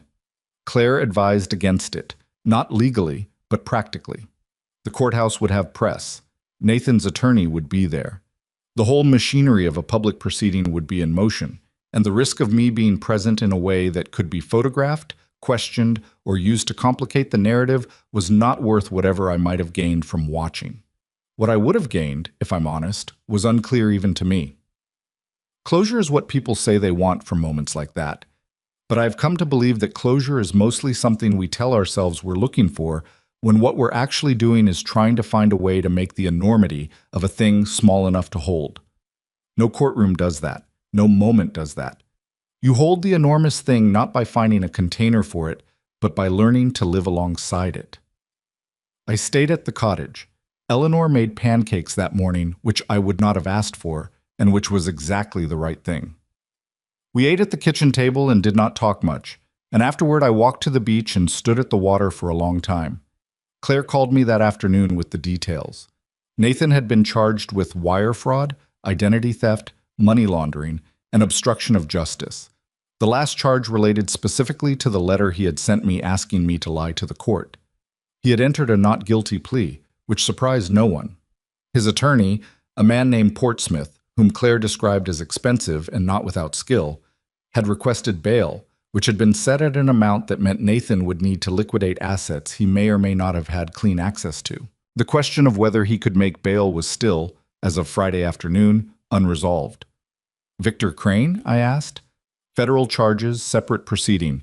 He made bail, which means he's out. A pause. That's not your problem, Mark. His connection to Nathan is established in the record. He has very strong reasons not to do anything that draws more attention to that connection right now. You're telling me not to worry about him. I'm telling you that the investigators are aware of him and he is aware of the investigators. That's usually a fairly effective deterrent. Another pause. You should still be thoughtful about your movements and your communications. That's not paranoia at this point. That's common sense. Common sense. I had been exercising a lot of it lately, more than I had in years. There was something almost sardonic about how much clearer things became when you remove the emotional static that manipulation generates, that constant low-level noise of managing someone else's needs and reactions that had been the background frequency of my life for 2 decades. With that noise gone, common sense turned out to be something I had quite a lot of. I went home for the first time in 7 weeks on a Saturday in early December. Claire came with me, which I was glad of, though I would not have admitted that I needed her there. We drove in her car, and she let me be quiet for most of the drive. And when we pulled into my driveway, I sat for a moment looking at the house before I got out. It looked smaller than I remembered. Houses do that when you've been away from them. They return to their actual dimensions without the weight of your life inside them inflating them in your memory. It was a good house. A well-built, well-kept house with rose bushes along the left side that were dormant now in December but still structurally present, the way they always managed to be even in the cold months. I got out of the car. The key still worked, which I had expected but was somehow relieved by anyway. I pushed the door open and stood in the entry hall and breathed in the particular smell of my own house after weeks of absence. That slightly closed-up particular smell that is not unpleasant but is specific, the way every house has a smell that is its own. The kitchen table was the first thing I checked. The note was still there, exactly where I had left it, in the center of the table, undisturbed. Nathan had been here. Claire had confirmed that he'd come to the house twice in the days after I left. And he had seen the note, and he had left it there. I don't know what to make of that. I've thought about it several times, and I haven't arrived at a conclusion. He had read it and left it. That was all I knew. I picked it up and read it. I am not disappointed in you, Nathan. I am disappointed that I allowed myself to disappear for so long. I am going to stop disappearing now. Do not look for me until you are ready to tell the truth. I folded it and put it in my pocket. Claire was standing in the kitchen doorway. She had been giving me the room, which was the right instinct. Okay, she asked. Working on it, I said, which was honest. We spent about 2 hours going through the house together, not because anything was wrong with it, but because I had been away and things needed attending to, and there was something normalizing about the practical tasks of returning to a space. I ran the water to clear the pipes. I checked the thermostat. I opened windows briefly to move the air through. I stood in the garden for a few minutes and looked at the rose bushes and made a mental note about what they would need in the spring. By the time we were done, the house felt like mine again. Quieter than before, in a way that was different from the silence of absence. This was a different quiet. Not empty, just still. "You're going to be all right here?" Claire asked as she was leaving. "Yes," I said. And then, because it was true, and I wanted to say it plainly, "I've been all right, Claire. More all right than I expected. I want you to know that." She looked at me for a moment. "I know," she said. "I've been watching you figure that out." She gave me a brief, firm hug. Claire was not demonstrative by habit, which made it mean more. And then she got in her car and drove away. I stood on my front porch until her car turned the corner. Then I went inside and made tea and sat at my kitchen table, and it was not the same table it had been 2 months ago. The kitchen was the same. The table was the same. But the woman sitting at it was not. The trial, when it came, was not the cathartic confrontation that people seem to expect from courtroom proceedings. Trials are not cathartic. They are slow and procedural and exhausting, and the truth inside them is always more complicated and less satisfying than the version you have carried in your head. I was called as a witness for the prosecution in February, about 3 months after Nathan's arrest. Claire had prepared me thoroughly. Multiple sessions in the weeks leading up to it, going over what I would be asked, how to answer clearly without over-explaining, what Portsmouth would likely try on cross-examination, and how to handle it. She was meticulous in the way that only someone who has been doing this work for a long time can be, anticipating not just the questions but the emotional undercurrents of them, the places where a witness can be made to doubt themselves or appear uncertain, the traps that good defense attorneys set not with dramatic gotcha moments, but with gradual, patient confusion. "He's going to try to make it look like you gave Nathan the money voluntarily," she told me. "He's going to ask about your relationship, your history of helping Nathan, the times you gave money without being pressured. He's going to try to establish a pattern of willingness." "There was willingness," I said. "Some of it was willing, not all, but some." "I know. That's why we need to be precise." She looked at me. "The question isn't whether you ever gave Nathan money voluntarily. The question is whether you agreed to have your identity used to open fraudulent accounts and move money through them, that you did not agree to. That is the line we hold." The line we hold. I held it. The morning I testified, I wore a blue blazer that I had bought specifically for the occasion because the one I already owned was slightly frayed at one cuff, and I did not want to appear in that courtroom in something frayed.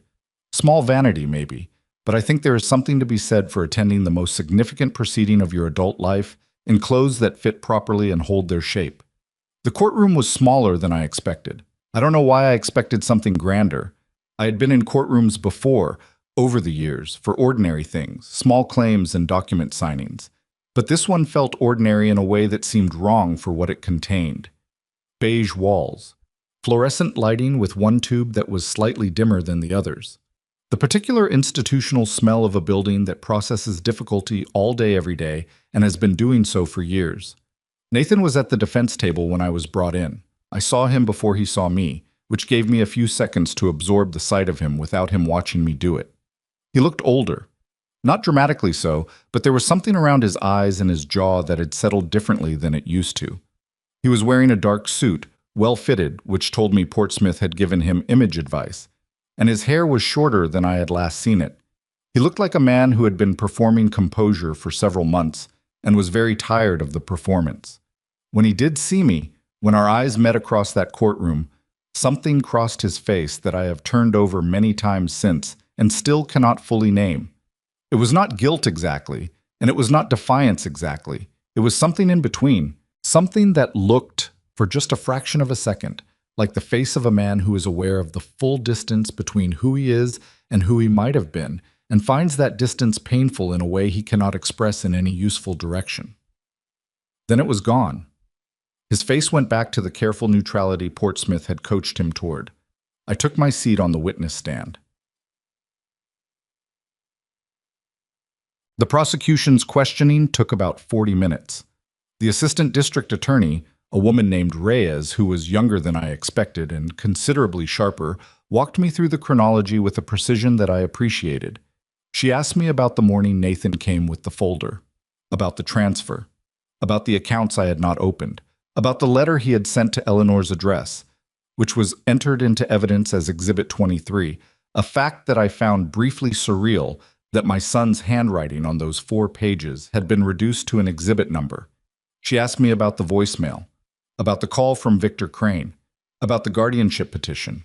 Each thing I confirmed, and each confirmation landed in the courtroom like a quiet weight added to a scale.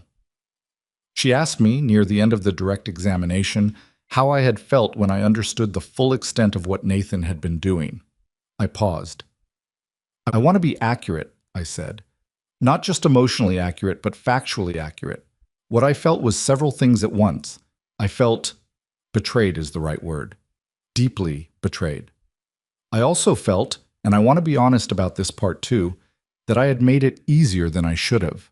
I had given Nathan too many years of unchallenged access to my trust and my finances and my silence on things I should have spoken about." I looked at Reyes. "I'm not saying that to reduce his responsibility. I'm saying it because it's true, and I think the truth is more useful than a simplified version of it." Reyes nodded. "Thank you, Mrs. Hayes." Then Portsmouth stood up. He was a tall man, well-dressed in the way that certain expensive attorneys are well-dressed, which is to say, you notice the quality of the fabric before you notice the man inside it. He was polite. He smiled at me before he began, a brief professional smile that was designed to communicate that this was nothing personal, just due diligence. He asked me, as Claire had predicted, about the money I had voluntarily given Nathan over the years. The restaurant, the car down payment, the legal fees. He went through the list carefully, each item a small argument for the proposition that I had always been willing to give my son financial support, that this was an established pattern of my own choosing. I answered each question directly and without elaboration, the way Claire had coached me. Yes, I had given those amounts. Yes, willingly. Yes, over a period of years. "So," Portsmouth said, his voice settling into the particular cadence of a man building towards something, "it would be fair to say that your financial support of your son was a pattern you had established long before the events in question?" "Yes," I said, "and that Nathan, based on that established pattern, might reasonably have believed you were a willing participant in financial arrangements involving your accounts." I looked at him. He was watching me carefully, the way a person watches for a stumble. "No," I said. A beat. "No," I said again, steadier. "A person who opens accounts in another person's name without their knowledge cannot reasonably claim they believed that person was a willing participant. Willingness requires knowledge. I had no knowledge of those accounts. None. And Nathan knew that because he opened them specifically to avoid my knowing. Portsmouth moved to redirect, but the damage, his damage, not mine, was already in the record. He tried 2 more approaches. Both times Claire had prepared me. Both times I held the line. By the time he sat down, his posture had shifted slightly. That almost imperceptible deflation of a man who has expended his best tools and found them less effective than he expected. I stepped down from the witness stand. I did not look at Nathan again as I walked out. I told myself not to look, and I almost held to it. I almost made it to the door without turning. But at the very last moment, some involuntary impulse made me glance back, the way you glance at the place something used to be even after it's gone. He was watching me. His hands were folded on the table in front of him.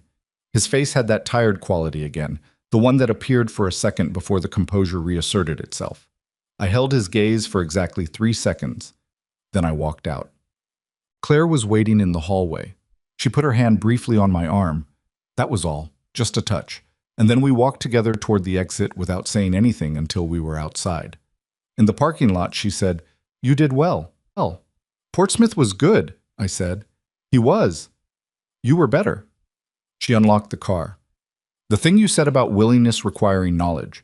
Reyes is going to use that in closing." I got in the passenger seat. My legs were tired in a specific way that had nothing to do with physical exertion. What happens now? Now we wait for the verdict. Deliberations could take a few days, could take longer. She started the car. "How are you doing, honestly?" I looked out the window at the courthouse as we pulled away. Beige walls, visible through the glass doors. The one dimmer fluorescent tube visible from outside, which seemed somehow wrong to be able to see from the street. "I saw his face," I said. "When I came in, there was a moment, just a moment, where he looked like—" I stopped. "Like what?" "Like someone who knew how far he'd come from where he started." I was quiet for a moment. "I don't know what to do with that." Claire drove without answering for a little while. Then she said, "You don't have to do anything with it, Margaret. It's just a thing you saw. It doesn't obligate you to anything." I thought about that for the rest of the drive. It doesn't obligate you to anything. The thing I had been learning in fits and starts across the weeks and months of all of this, the foundational thing underneath all the legal proceedings and the financial protection and the walking on cold beaches at night, was exactly that. That seeing something painful in another person, even someone who had hurt you, did not mean you owed them your protection from the consequences of their choices. You could witness their pain and still let the consequences stand. That was not hardness. That was, I was slowly understanding, a kind of sanity. The jury deliberated for 3 days. I did not go to the courthouse during deliberations. I went back to my own house, my own kitchen, my own rose bushes, dormant in December but still there, still structurally sound, waiting for spring with the particular patience of things that have survived winters before. I went back to my routine, such as it was. Morning tea. The crossword, which I had gotten better at in the months of having long, quiet time to think. Afternoon walks through the neighborhood, past the park, and the elementary school, and the corner store, all of which were exactly as I had left them. On the second day of deliberations, Lydia called. She was in Millfield, she told me. She and the children had been staying with her mother since before the arrest, and she had signed a lease on an apartment near the children's new school. She sounded tired in the specific way of a woman who has made a very large, very irreversible decision and is now living inside the reality of it, which is always more exhausting and less straightforward than the decision itself. "How are the kids?" I asked. "Brennan is— He's struggling," she said. "He's 10, and he understands more than we want him to, and he asks questions I don't know how to answer yet." A pause. "Emma is 7. She's coping by not fully understanding, which I think is a grace right now." "And you?" She stopped. "I'm getting through it, day by day." Another pause, then, "Mrs. Hayes, when this is over, when there's a verdict and everything settles into whatever it's going to be, I'd like the kids to see you, if you want that." Something moved in my chest. Of course I want that. "They love you," she said. "Whatever Nathan did, whatever we're all going through, that part isn't complicated. They love their grandmother." I gripped the phone a little tighter. "I'll be here," I said, "whenever they're ready, whenever you're ready." After we hung up, I sat at the kitchen table for a long time. I thought about Brennan, 10 years old, asking questions his mother didn't know how to answer. I thought about Emma at 7, coping by not fully understanding. I thought about how children absorb the shapes of things even when they can't name what they're absorbing, and how what I hoped for them, more than anything, more than justice, more than resolution, was that the shapes they were absorbing now would be ones that showed them something was possible after breaking, that things could be rebuilt, that a family could be fractured by one person's choices and still contain people worth loving. The verdict came on a Thursday. I was in my garden when Claire called. The December cold was significant by then, but the rose bushes needed a particular kind of checking, and I had learned over 11 years of tending them that they responded to being attended to even in winter, that plants understand attention in ways that are not entirely explicable. I was crouched down looking at the base of the center bush when my phone rang. "Guilty," Claire said. One word. I stayed crouched for a moment, looking at the base of the rose bush, at the place where the roots went into the ground. The word was so simple. The thing it contained was not simple at all. All counts? I asked. All counts.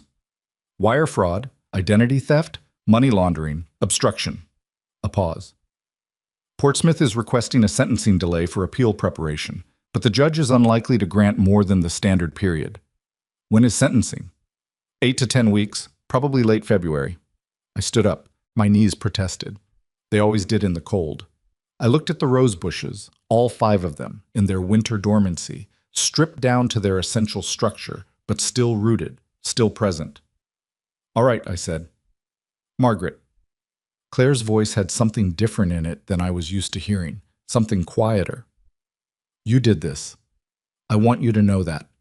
You're the one who called me. You're the one who packed a bag and left and held the line every time he tried to pull you back.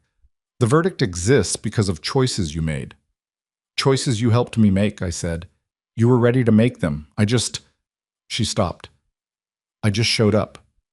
That was not a small thing, I said. Don't minimize showing up. She laughed. It was brief and a little surprise-sounding, the way Claire laughed when something caught her off guard. Fair enough. After the call, I stood in the garden for a while longer.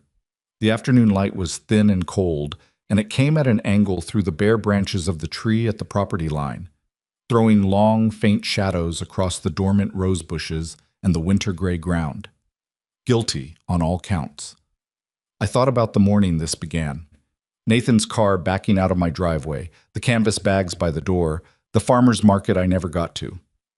I thought about the crossword abandoned on the table, Nathan's folder laid on top of it without ceremony, his voice saying, "You don't need that much anymore," Mom with the flat patience of a man who was used to winning.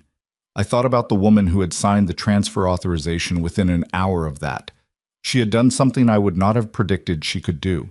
She had kept going. She had kept making the harder choice over and over again, in kitchens and spare rooms and courthouse hallways, alone and with help, imperfectly and without any guarantee of how it would end. She had been afraid and she had kept going anyway, which is the only way keeping going actually works. I went inside and washed my hands and made tea. Sentencing was on a Thursday morning in late February, 9 weeks after the verdict. I attended this one. Claire had not advised against it, and I had decided, not impulsively, but after several weeks of consideration, that I needed to be present. Not for Nathan, for myself. There's a difference between showing up to witness and showing up to participate, and what I wanted was to witness. To be physically present in the room where the formal accounting happened, to let my body register it alongside my mind. The courtroom was the same beige room with the same fluorescent lights, and the same one tube that was slightly dimmer than the others. Nathan was at the defense table again. He looked, if anything, more tired than he had at trial. The months between verdict and sentencing had done something to him that the months before had not, and I found I could look at that without the complicated mixture of grief and guilt that it would have produced in me 6 months ago. I could look at it and see it plainly. A man exhausted by the consequences of choices he had made. Not a monster, not a stranger. My son, who had done these things and would now live with what came from doing them. I was given the opportunity, as the victim of record, to address the court before sentencing. I had written what I wanted to say. Written it, revised it, read it aloud in my kitchen 3 times to make sure it sounded like me and not like a speech. I stood at the podium. It was lower than I expected, or I was standing differently, more upright than I used to, I'm not sure which. And I looked at my pages for a moment, and then I looked up. Nathan was watching me.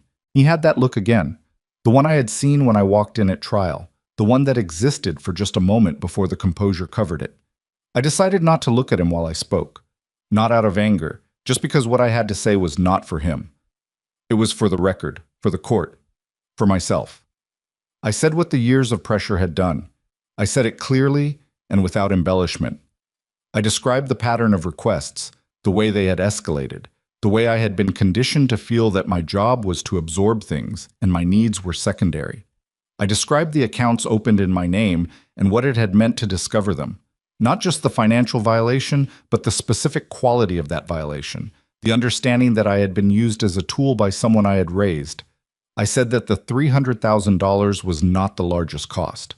The largest cost was the years I had spent making myself smaller to accommodate a dynamic that was not love, even though I had told myself for a long time that it was. Then I said something I had not originally planned to say, something that came to me on the morning of the sentencing while I was standing at the kitchen window with my tea, looking at the rose bushes.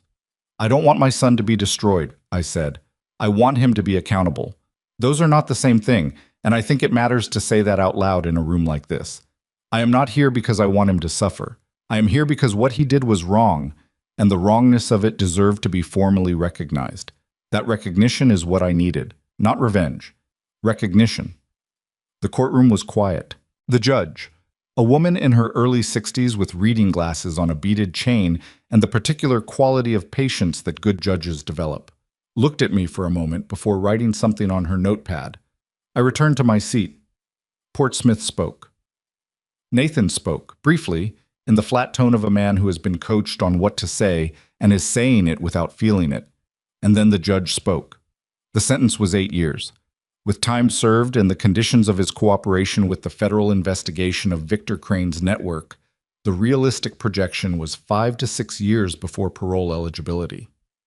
I heard Nathan exhale across the room.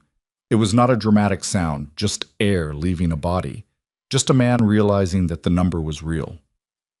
I sat with my hands folded in my lap, and I listened to the proceedings wrap up around me, and I thought about the note I had left on the kitchen table. I am not disappointed in you, Nathan. I am disappointed that I allowed myself to disappear for so long. I had not disappeared. I had walked back in. The formal proceedings concluded. People began to move. Claire put her hand briefly on my arm again, the same gesture as after my testimony, and I covered her hand with mine for a moment before we both stood up. In the movement of people leaving the courtroom, Nathan was brought past me in the custody of 2 officers. It was not arranged. It was simply the layout of the room and where I happened to be standing. He stopped. The officers didn't stop him immediately. They gave him the 2 or 3 seconds that the situation seemed to call for. "Mom," he said. I looked at him. "I know what you said," he said. "In there." His voice was careful in a way that was different from how it used to be careful, less strategic, more fragile, which was something I had not expected and did not quite know what to do with. "About not wanting me destroyed." I waited. "I don't—" He stopped, pressed his jaw together briefly. "I don't know if that matters to you anymore, whether I'm grateful. I don't know if it should." "It doesn't change anything," I said. "What I said was true. That's why I said it. Not for you." He looked at me for a moment with that look, the one that existed before the composure, that I had come to think of as the closest thing to a real face I had seen from him in years. "I know," he said quietly. "I know it wasn't for me." The officers moved. Nathan moved with them. I watched him go, and then I looked away before he was fully out of sight, because some things you don't need to watch all the way to the end to understand that they are over.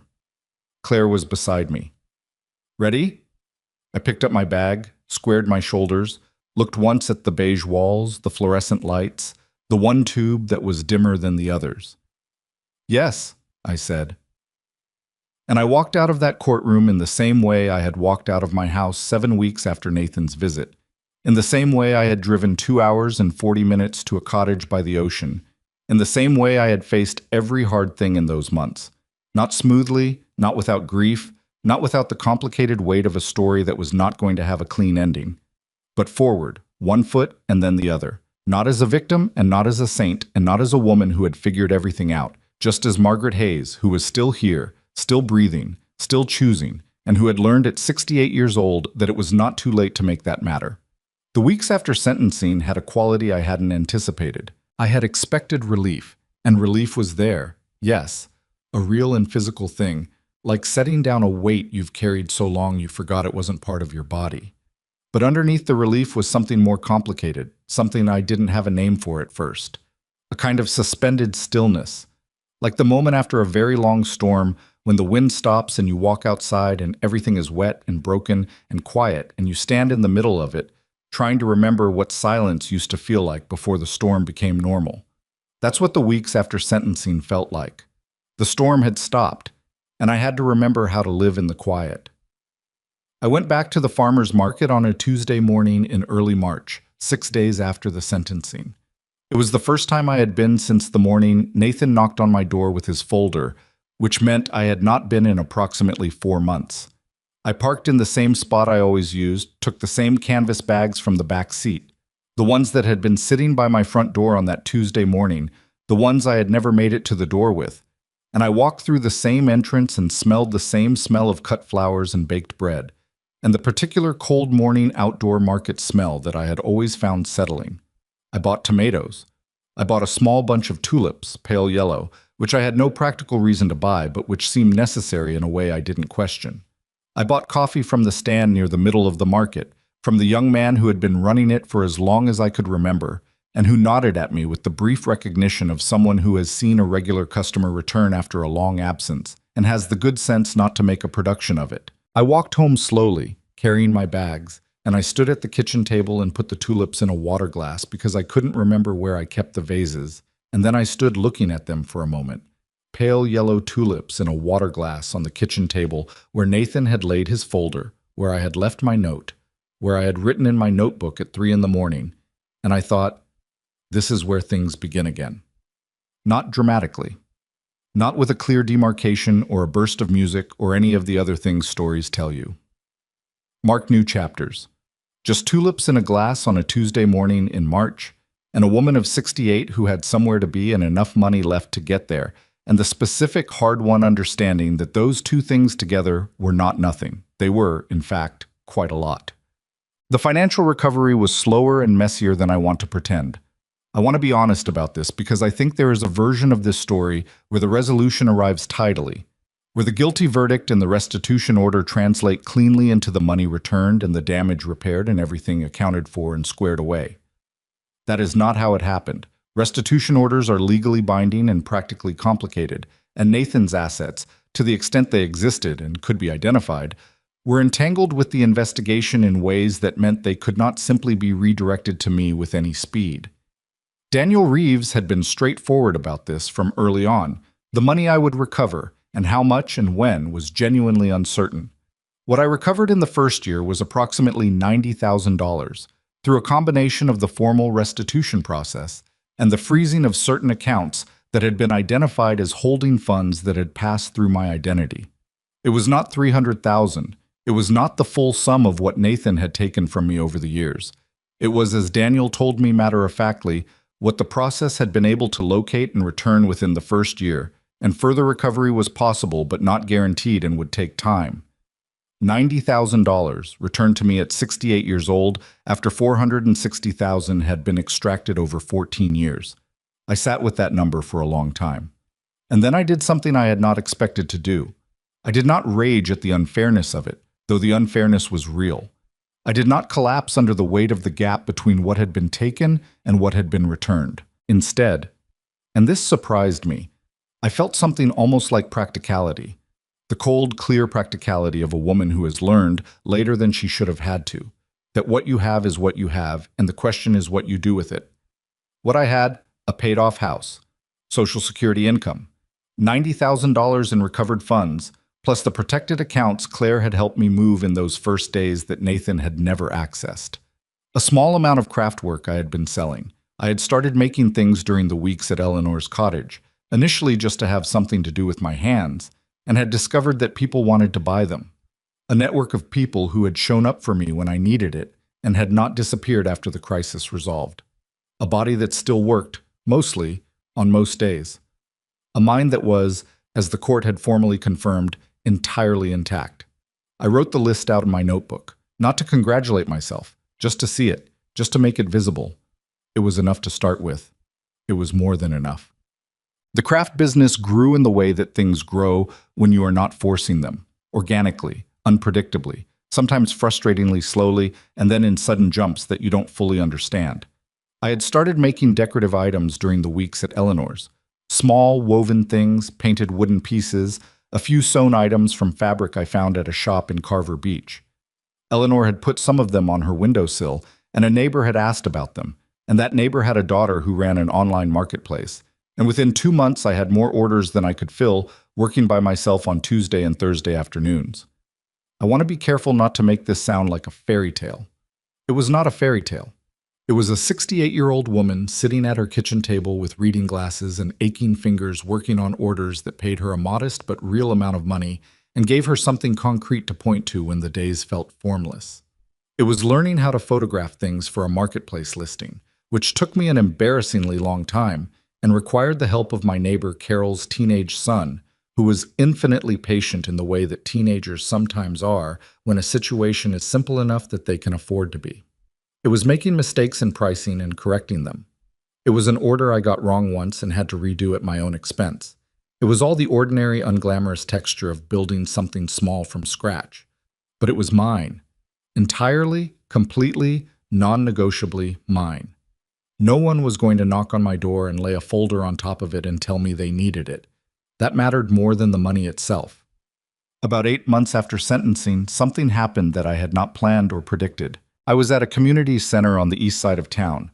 I had started going to a weekly craft circle there, partly for the social aspect, and partly because it was useful for my work. And I got into a conversation with a woman named Rosalie, who was in her early 70s and had a quality of wariness about her that I recognized because I had worn it myself for a long time. We talked for about an hour, ostensibly about the project we were both working on.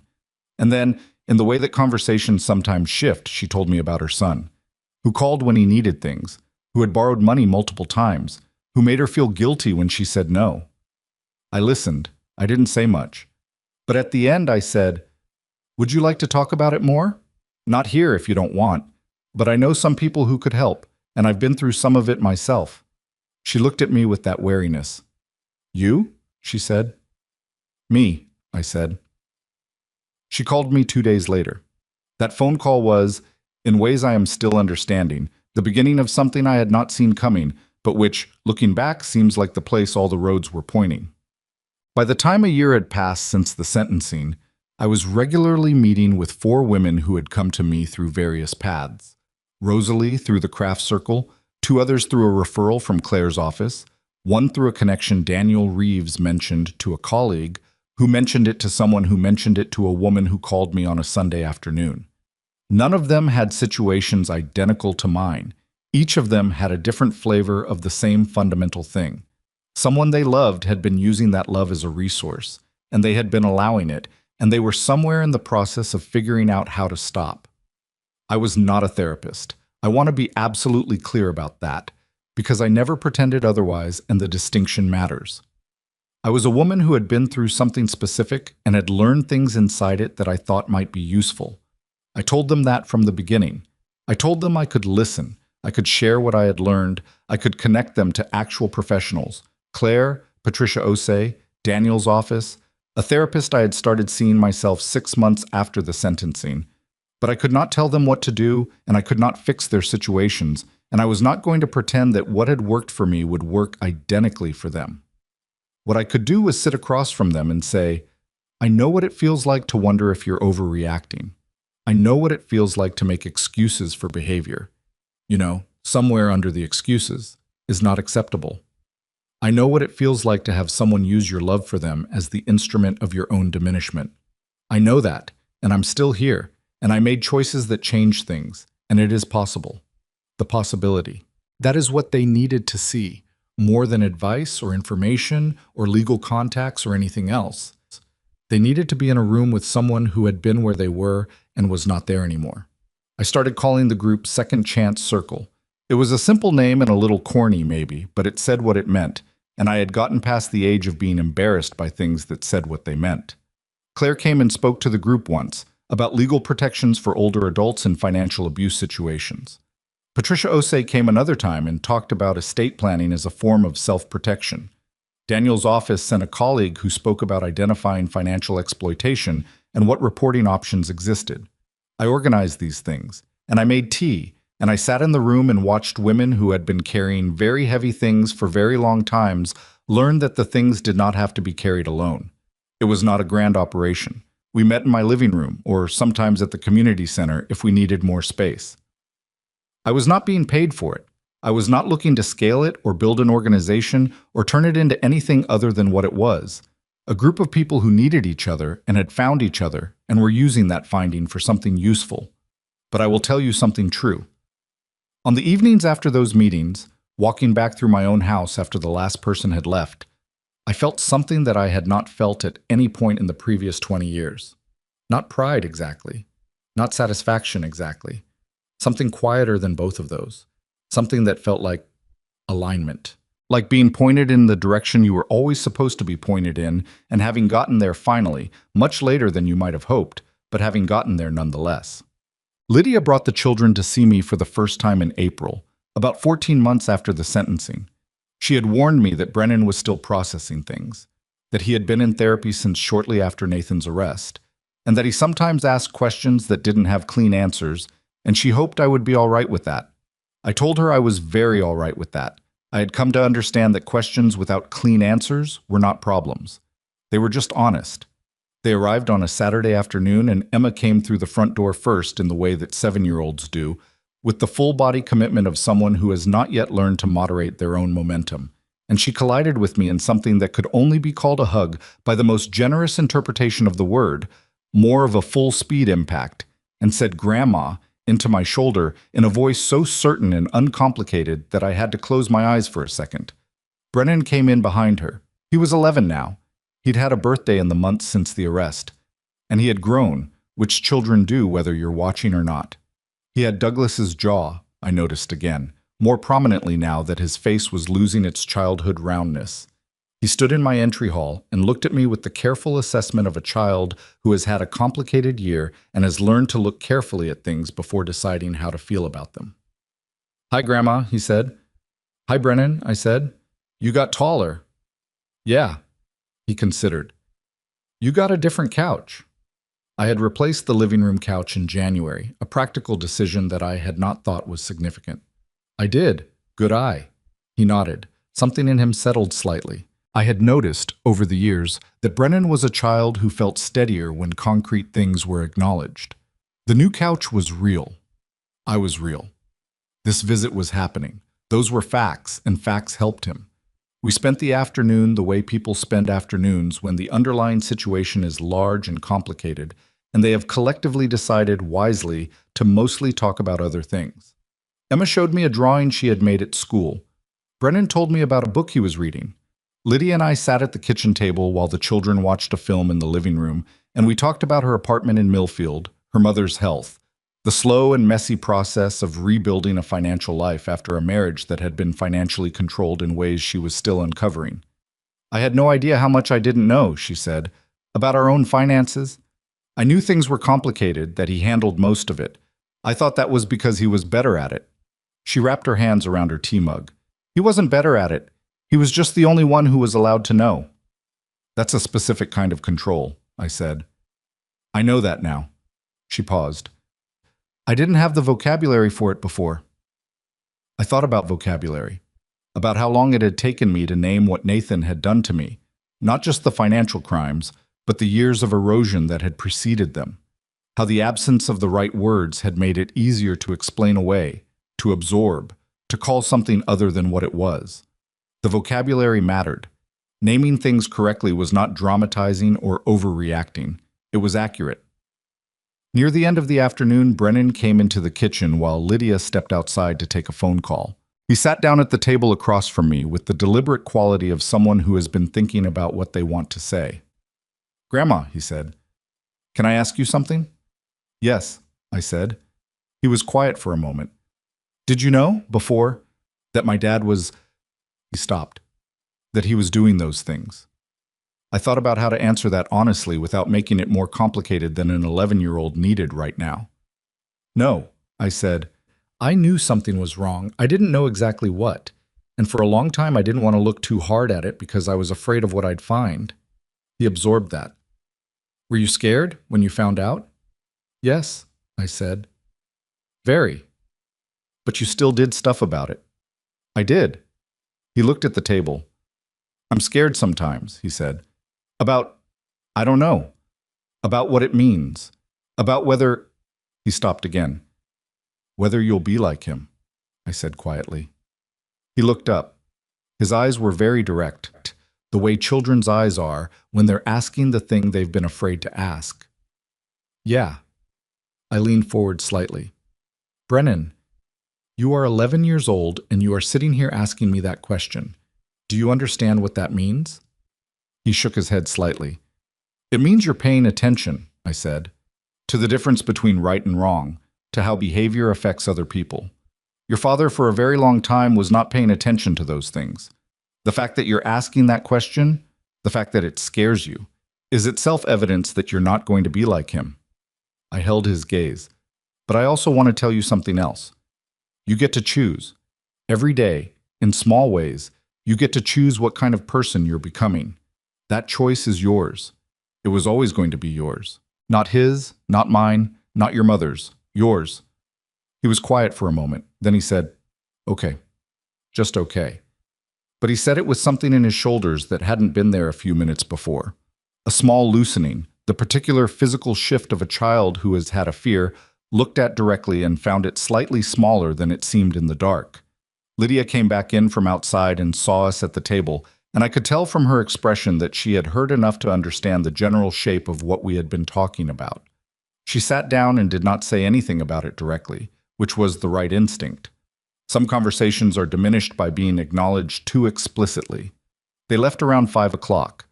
Emma hugged me in her full-speed way again at the door. Brennan hugged me more carefully, with the specific deliberateness of a child learning how to express something he doesn't have words for yet. Lydia squeezed my hand and said, "Same time next month?" And I said, "Yes, absolutely." And I stood on the front porch and watched them get into the car and drive away. Then I went inside and stood in my kitchen for a long time, not making tea, not doing anything practical, just standing. The afternoon light was doing something particular on the kitchen floor, long and gold in the March way, and the tulips that had long since dried and been replaced by other flowers were roses now, from the market, pale pink in the same water glass on the kitchen table. I thought about Brennan's question, whether he would be like his father. I had told him what I believed, that the question itself was evidence against the fear, and I believed it. But I also sat with the uncomfortable fact that Nathan, too, had once been a child sitting at a kitchen table, and that somewhere in the distance between that child and the man in the courtroom was a series of choices and circumstances and failures, some his and some the world's, and I had come to accept, some mine, that had accumulated into something none of us had intended. I did not believe in the clean story of a bad seed, a person born for wrongdoing. I believed Nathan had made choices. I also believed that something in how he had been raised, in how I had raised him, in the dynamics of our family, in ways I probably still didn't fully understand, had made certain choices feel available to him that should not have felt available. That was the hardest thing to hold. Not guilt, exactly. Responsibility is the better word. A mother's responsibility not just for the love she gives, but for the shape of the world she creates around her child. I had created a world where Nathan learned that his needs were primary, that the people who loved him would absorb the consequences of that. I had not intended to teach him that, but intention and outcome are not always the same thing. I held that, and I did not try to make it smaller than it was. The second letter from Nathan arrived 14 months after sentencing, forwarded through Claire from the prison facility. His handwriting was the same, angular, recognizable, the cursive he had learned at my kitchen table, but the letter itself was different from the 4-page construction he had sent to Eleanor's address. There was no strategy in it, no careful architecture of apology building toward an ask. It was shorter, for one thing. 3 pages, and the third page was only half full. He wrote that he had been in a program at the facility, a financial ethics program specifically, which struck me as both appropriate and insufficient, which were feelings I allowed myself to have simultaneously. He wrote that there was a counselor there, a woman named Dr. Patel, who had told him something that he had been thinking about for months. She had told him that the people who are easiest to exploit are the ones who love us most, and that exploiting them is not a sign of cleverness, it is a sign of cowardice, because it takes no courage to take from people who will not fight back. It takes no courage to use someone's love for you as a lever. The courage is in doing the hard thing, in being honest even when it costs you, in choosing integrity over convenience even when no one is watching. Nathan wrote that he had spent 41 years choosing convenience. He wrote that he had repeated patterns from his childhood that he was only now beginning to see clearly. He named them, which surprised me. The way he had watched Douglas manage me in the years before Douglas died, in ways that Douglas probably hadn't fully understood were management. The way the household had been arranged around Douglas's needs, and then, after Douglas died, around Nathan's. He wrote that he had taken what he learned about how to navigate a world where one person's needs were structurally more important than everyone else's, and he had built his entire adult life on it. He wrote that it was not an excuse. He used that exact phrase, "It is not an excuse," and I read it 3 times to make sure I was reading it correctly and not projecting what I wanted to see. He wrote, near the end, "I don't expect you to forgive me. I'm not asking you to. I'm not sure I deserve to ask you to. But I want you to know that what you said at sentencing, that you didn't want me destroyed, just accountable. I think about that. I think about the difference between those two things a lot. And I'm trying to understand what it would mean to become a person who deserved that distinction." I put the letter down. I walked to the garden. The rose bushes were in their first real flush of the season. Late April, the very beginning, tentative pink and red at the tips of the new growth. Douglas had planted them. I had kept them alive for 11 years through stubbornness and occasional instruction from YouTube videos that my neighbor Carol had shown me how to find. They were not perfectly shaped. They had the specific, imperfect beauty of things that have survived difficult winters by virtue of being fundamentally well-rooted. I stood among them for a long time. The letter did not fix anything. I want to be clear about that. It did not return the money, restore the years, undo the fraud, or the identity theft, or the calculated use of my love as a financial instrument. It did not reach backward through time and give me the son I had deserved to have instead of the one I'd gotten. It did not resolve the complexity of what Douglas had been or what I had allowed to be built in our household. It did not give Brennan his father back in a form he could be proud of, at least not yet, and possibly not for a long time. What it was? A beginning. A possibly genuine one, which is the most I was willing to say. I went back inside and I sat at the kitchen table and I took out my notebook.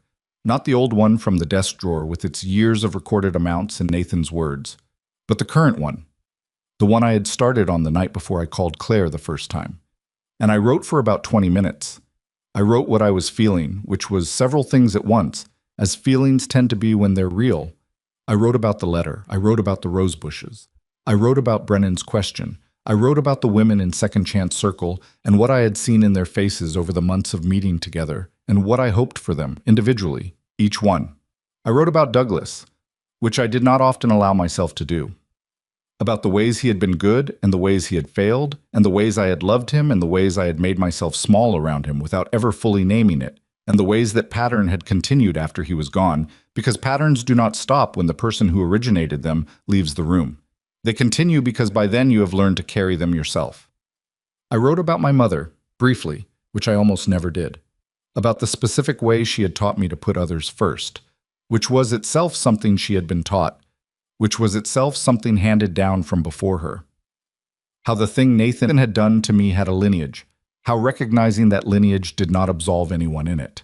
How I was, at 69 years old, my birthday had come and gone quietly in September, celebrated with Eleanor and Claire and the women from Second Chance Circle over dinner at a restaurant in town, trying to be the generation where the pattern stopped. Not just for Brennan and Emma, for whatever came after them. I wrote for 20 minutes, and then I stopped and closed the notebook and put it away. I'm telling you this story in the fall of the year following Nathan's sentencing, and I want to tell you where things stand because I have found, in the months of Second Chance Circle, that women in the middle of difficult things need to see not just the crisis, but what comes after. They need to see that there is an after. My house is still mine. The rose bushes are still there. The mortgage was paid off years ago, and it will stay paid off, and no one is going to knock on my front door with a folder and explain to me that I don't need it. The craft business is small and real and mine. I work on orders on Tuesday and Thursday afternoons and sometimes on Sunday mornings if I have gotten behind. And I take the canvas bags to the farmer's market and I drink the coffee from the stand in the middle, and I have a routine that belongs to me entirely. Second Chance Circle meets every other Thursday evening. There are now 11 regular members, ranging in age from 53 to 78, and each of them has a story that is her own and that I hold in confidence. What I can tell you is that watching someone arrive at one of those meetings for the first time, that specific quality of a woman who has been carrying something alone for a long time and is terrified that she is overreacting, that she is making it up, that the love she has for the person hurting her means she does not have the right to name what is happening, and then watching her, over weeks and months, arrive at something clearer, something more solid, something that belongs to her. That is not a small thing. That is one of the largest things I have done with my life, and I did not find it until I was 68 years old and had my retirement stolen from me by my son. I'm not suggesting that the theft was worth what it taught me. I want to be precise about that because I have heard people say things like it happened for a reason and it made you who you are. And while I understand the human need for that kind of meaning-making, I do not think it is accurate in any simple sense. What Nathan did was wrong. The wrongness of it did not become retroactively acceptable because of what I did afterward. I built something from the wreckage. That is not the same as saying the wreckage was necessary. But here's what I believe about what I found in the wreckage.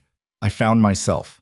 Not a new self, not a transformed self, not some improved version that arose phoenix-like from the ashes of the old one. Just myself. The woman who had been there all along under the layers of accommodation and managed silence and chronic self-reduction. The woman who could make decisions and hold lines and walk out of rooms when what the room was asking of her was her own destruction. She had been there the whole time. I just had not let her speak for a very long time. There are things I want to tell you now, directly. Not as a narrator wrapping up a story, but as a woman talking to whoever is listening. If you are in a relationship with a child, a parent, a spouse, a sibling, anyone, where you have learned to make yourself smaller to preserve the peace, I want you to hear this. That is not love.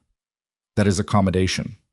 Those things feel the same from the inside for a long time, and then one day they stop feeling the same, and by then you have usually given away more than you meant to.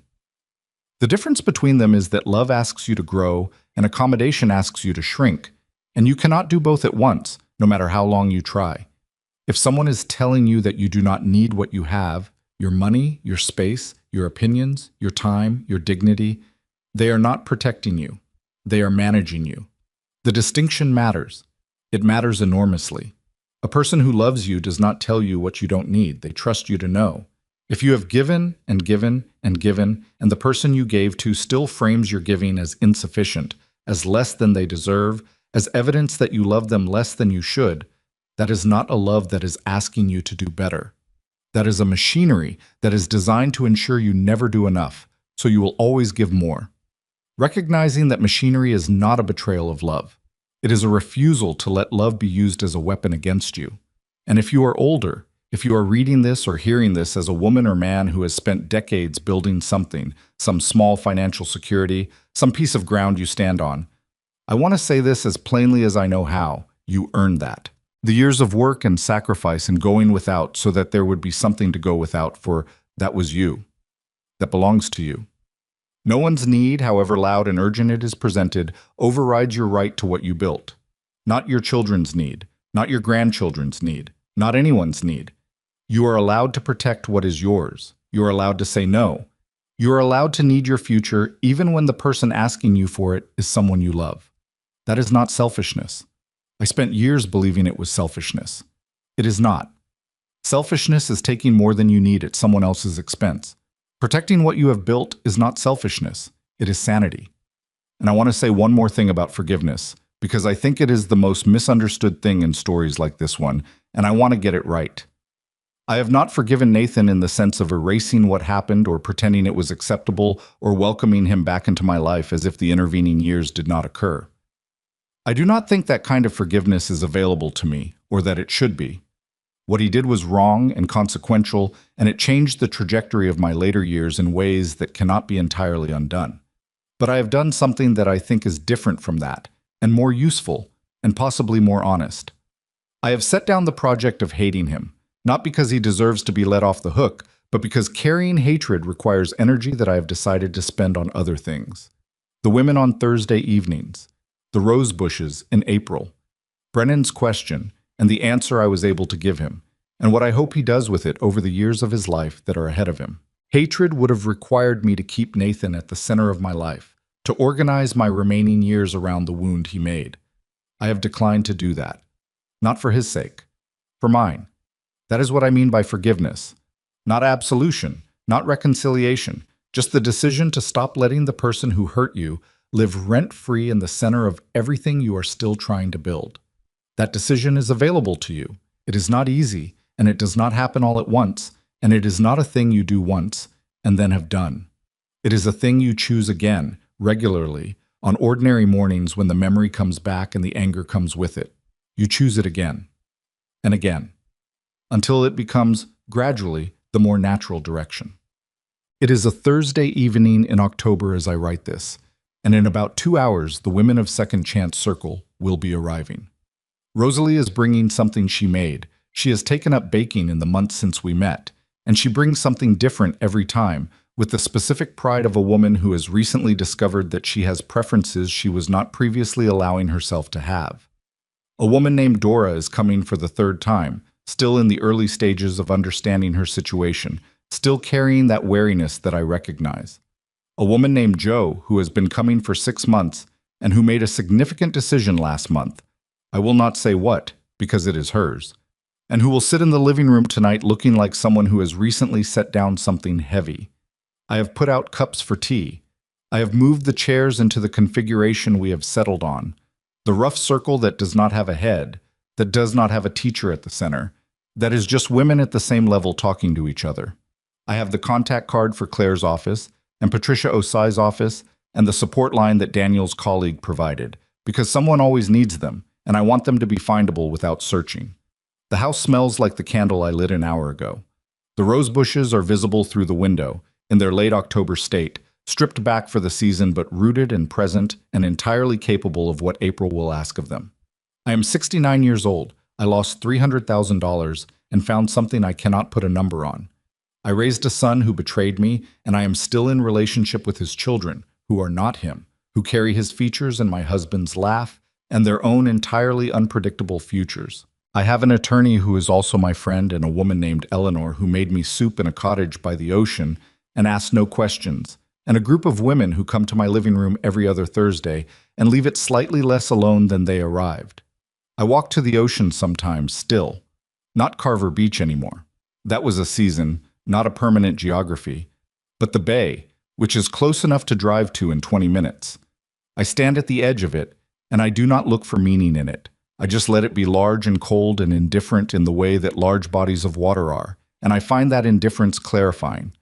The water does not care about Nathan, does not care about the money or the fraud or the courtroom, does not care about my grief or my stubbornness or the tulips I buy at the farmer's market every other week and put in a water glass on the kitchen table.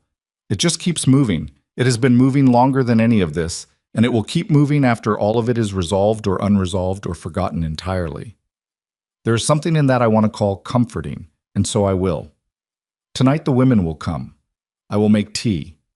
Someone will say something that makes the whole room laugh, and someone else will say something that makes the whole room lean forward, and someone will cry, probably, because on the good evenings someone always does.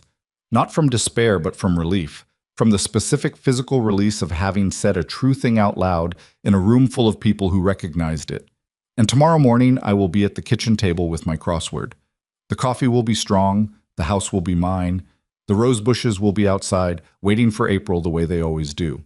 And I will be Margaret Hayes, not someone's patient mother, not someone's accessible resource, not the woman who signed the transfer authorization within an hour of being asked.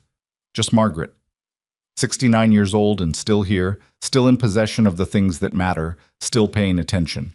It turned out that was the most radical thing I ever did, just staying, just refusing to disappear.